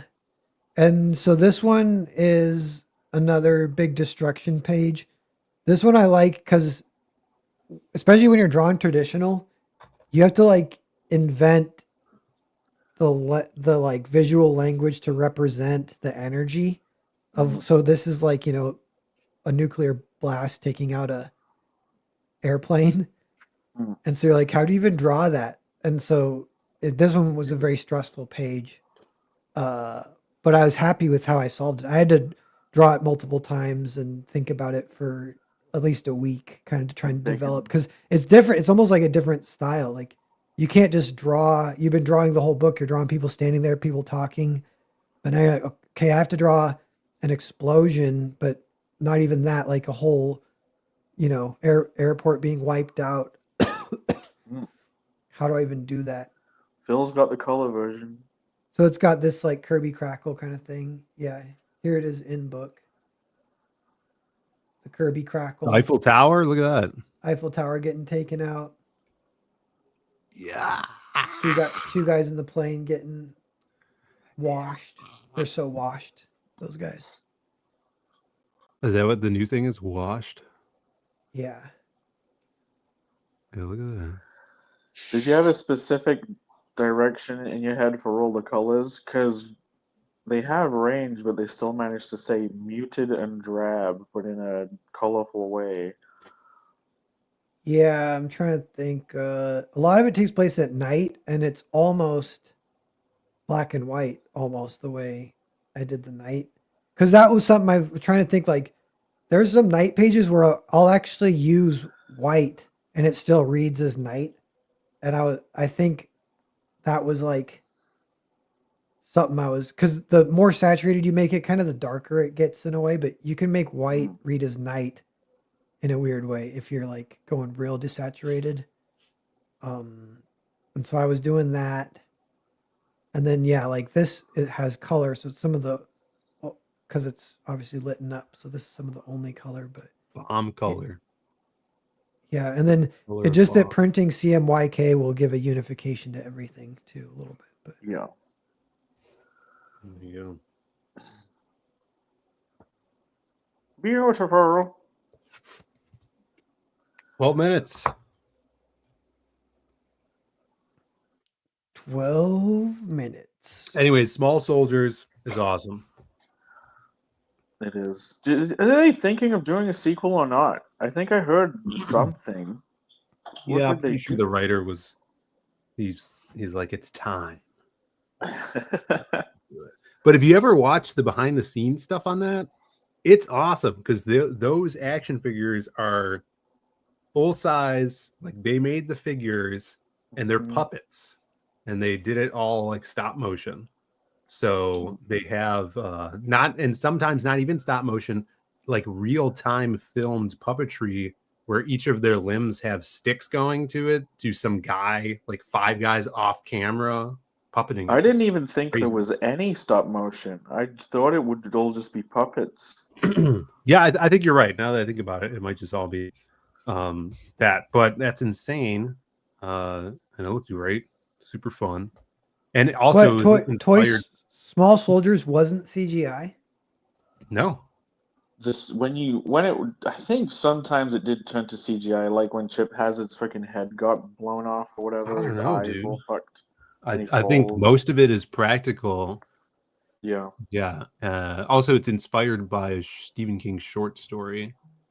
I hate that about it, but that's okay. Just the idea. It's not the same. The short story is like some guy. What if Toys was real? It wasn't. It was like Toy Soldiers. It was like, what if some guy gets a box of Toy Soldiers and they were like mini hitmen sent to kill him? They made it. Stephen King had like some shitty TV series that was just a bunch of his shorts for TV, and that was turned into it.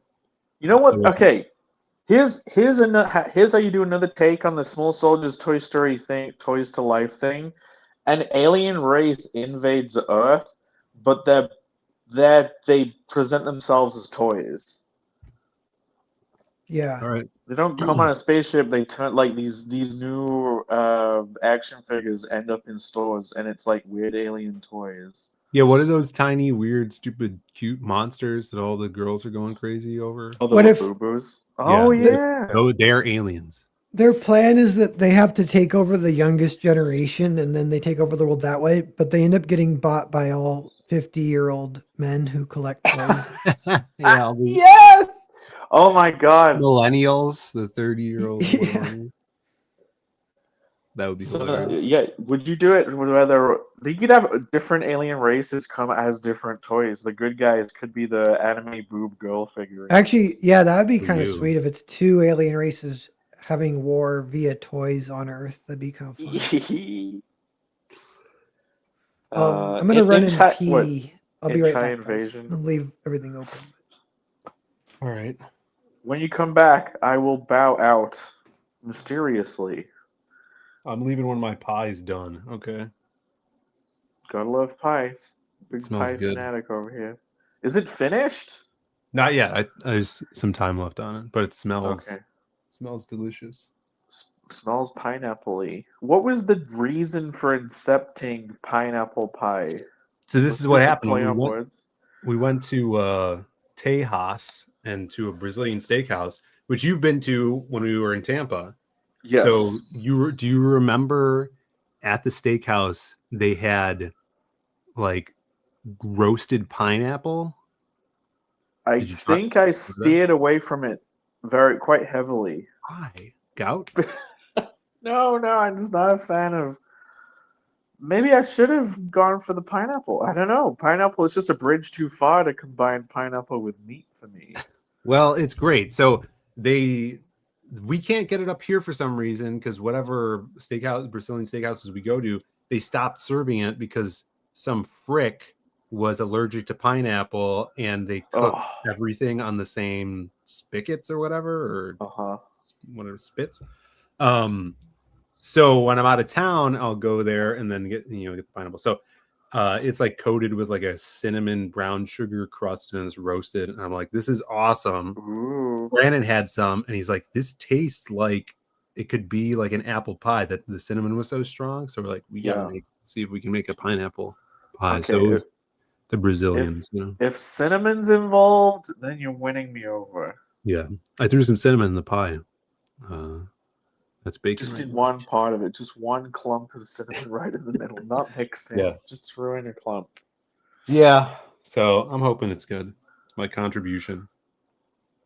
The girlfriend helped. She drew a pineapple on the crust. So hopefully it looks cool. I might have messed it up though. I didn't tell her.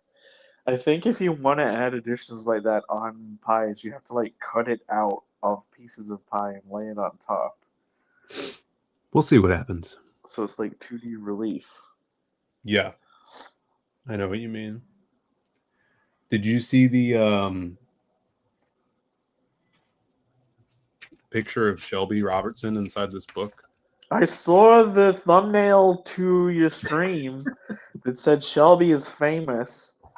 Is that just like a Wizard magazine from like 50 years ago, or is it a new thing? No, this is a book from an Image series that Shelby did a variant cover for. Look at this guy. Look at that, bro. Hey, Shelby. Hey, you guys, I have an issue. You know, I go downstairs, I come back into this room. You're you tired enter a when you come room. up? What? Are you tired when you come back upstairs? No, I enter it and it smells like shit. But you can only smell it when you first enter it. Maybe take a shower. Maybe clean the chair. Is there a dead animal in this? It's like maybe dead animal, maybe the cat fucking shit somewhere without telling me. It shat in between the walls. Yeah. So I think a little clean, and if it's still here, then a deep clean. It could use a clean. Could get a little going. Well, the bad thing is you can't smell it now. That means you're used to the smell. Yeah. Well, I mean, I can only smell it, when I first enter the room. So it's not even too bad, but it's there. And you're like, shit, what is that? What the fuck? I'm looking forward to the toxoplasmosis. Yeah. Anyway, you have 5 minutes left on this. I I think StreamYards, it only allows 3 people on at a time, so I'll probably have to leave, and then maybe you'll get a special guest. Oh yeah. Okay. But But I congrats. got to go right as it ends. Pretty much have to close the stream. Just FYI, Yeah, because I I hope got it's to go Shelby. I to. hope Shelby comes on. Okay. Yeah. Well, I'll catch you guys later. Sorry, See you, Jake. chat for no credit block tonight. But Happy next week, Thanksgiving. yeah, happy Thanksgiving, one and all. Oh, Yeah. See ya. Bye. what? Oh, we have 15 seconds left on the pie in the oven. So it's done. It's done now. I don't know if you guys could hear that. Maybe I'll bring it in here to show you guys before this ends. So you got 3 minutes left, Bear. I'm just gonna sit in silence and watch it. I'm gonna get this pie, see how it looks. Okay, cool.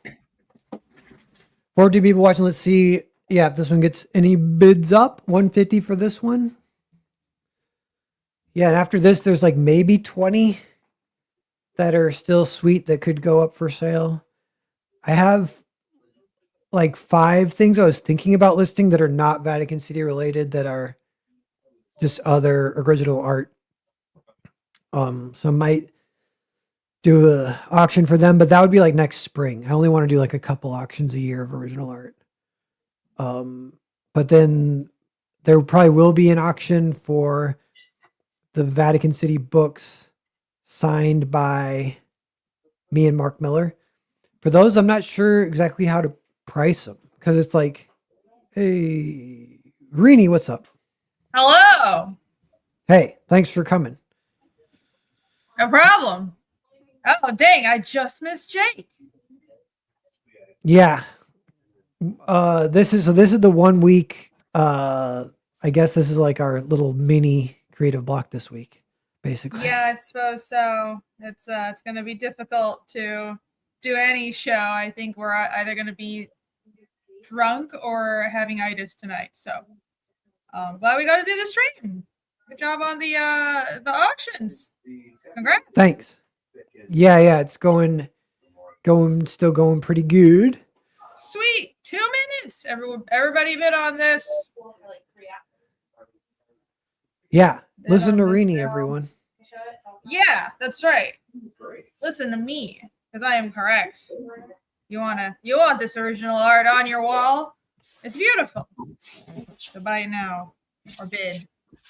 Hey, Phil. I got the pie.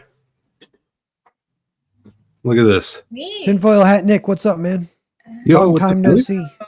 That's like a fancy pie dish and everything. Yeah, the dish is great. But yeah, just took this out of the oven. Pineapple pie for Thanksgiving tonight. Tried to make a little pineapple. That is rather unconventional for Thanksgiving. I bet it's good, but yeah. But yeah, I bet it is good. Smells good. My family usually has, pumpkin and apple pie. Oh, we're gonna eat so much. It's gonna be great. You're visiting your dad? My dad's side of the family, but no, my dad's in overseas. He's still in Taiwan. Yeah, I'm visiting other families, so I am traveling. I'm traveling, just like everybody else. Cool. Who doesn't Yeah, I'm live just going one town over, so I have to. They eat at 2, so I gotta go right when this ends, pretty much. But it's good. Oh, right, because you're like 3 hours behind. How long Yeah. is the drive?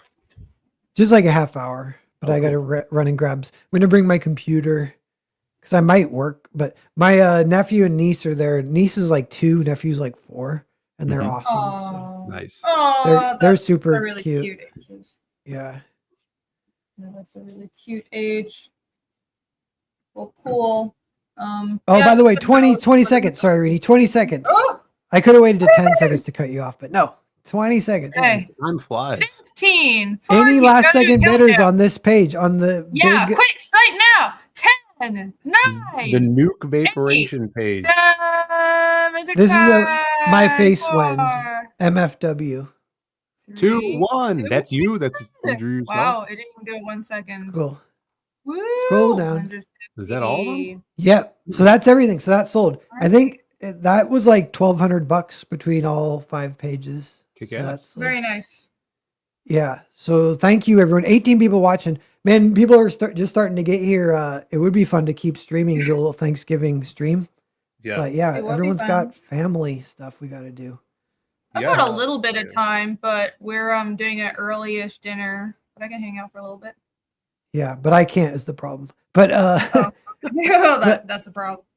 but I could. I'm like, could I leave the stream going? Just leave? I don't know how it works. One of you guys could open a stream if you want. But then how do we end the stream though? Can you do it from your phone? Yeah. You have to give us control. Yeah. But yes.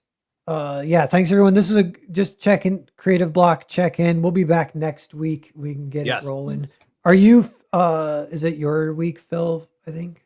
Yeah. Next It week. would, Okay. Yeah, it would be my week. I'm doing like an official one. And we could see if we want to watch a movie because nobody watched the Edward Scissorhands, Scissorhands. so we're gonna not do that. I think. Nobody cares. No, don't cancel it just because we haven't watched it. I really do want to watch it. I feel so Yeah, bad. I don't know. I watched it. I was like, you guys would probably hate this movie, but I mean, it's still discussions. But I like Johnny Depp and I like gothy stuff. It's just I had to drive 27 hours and then travel for Thanksgiving. I just didn't have time, but I want to watch it. We'll Yeah. see. Maybe next week. Maybe we'll have a topic and a short. Yeah, but you know the one that everyone's been talking about. This is one real quick to propose is if you guys want to watch Parasite, have you guys seen Parasite, the Korean movie? Yeah. No. Okay, maybe we just talk about Rini. Have you seen it? Or I haven't. it won Best Picture like 2 years ago. Everyone's talking about it again, and Really? it's very split. Yeah, some people hate it. It's having a big backlash, which is very interesting. I heard it's great. Like Korea has a genuinely really good film industry. Yep, that's true. I know. I think I like it, but I'm trying to think of what Okay. people say when they don't like it. Yeah, But that's a it's- very interesting movie that's worth talking about, like good discussion possibly. But yeah, or you guys Cool. can. Yeah, I'm down for watching that too. Okay.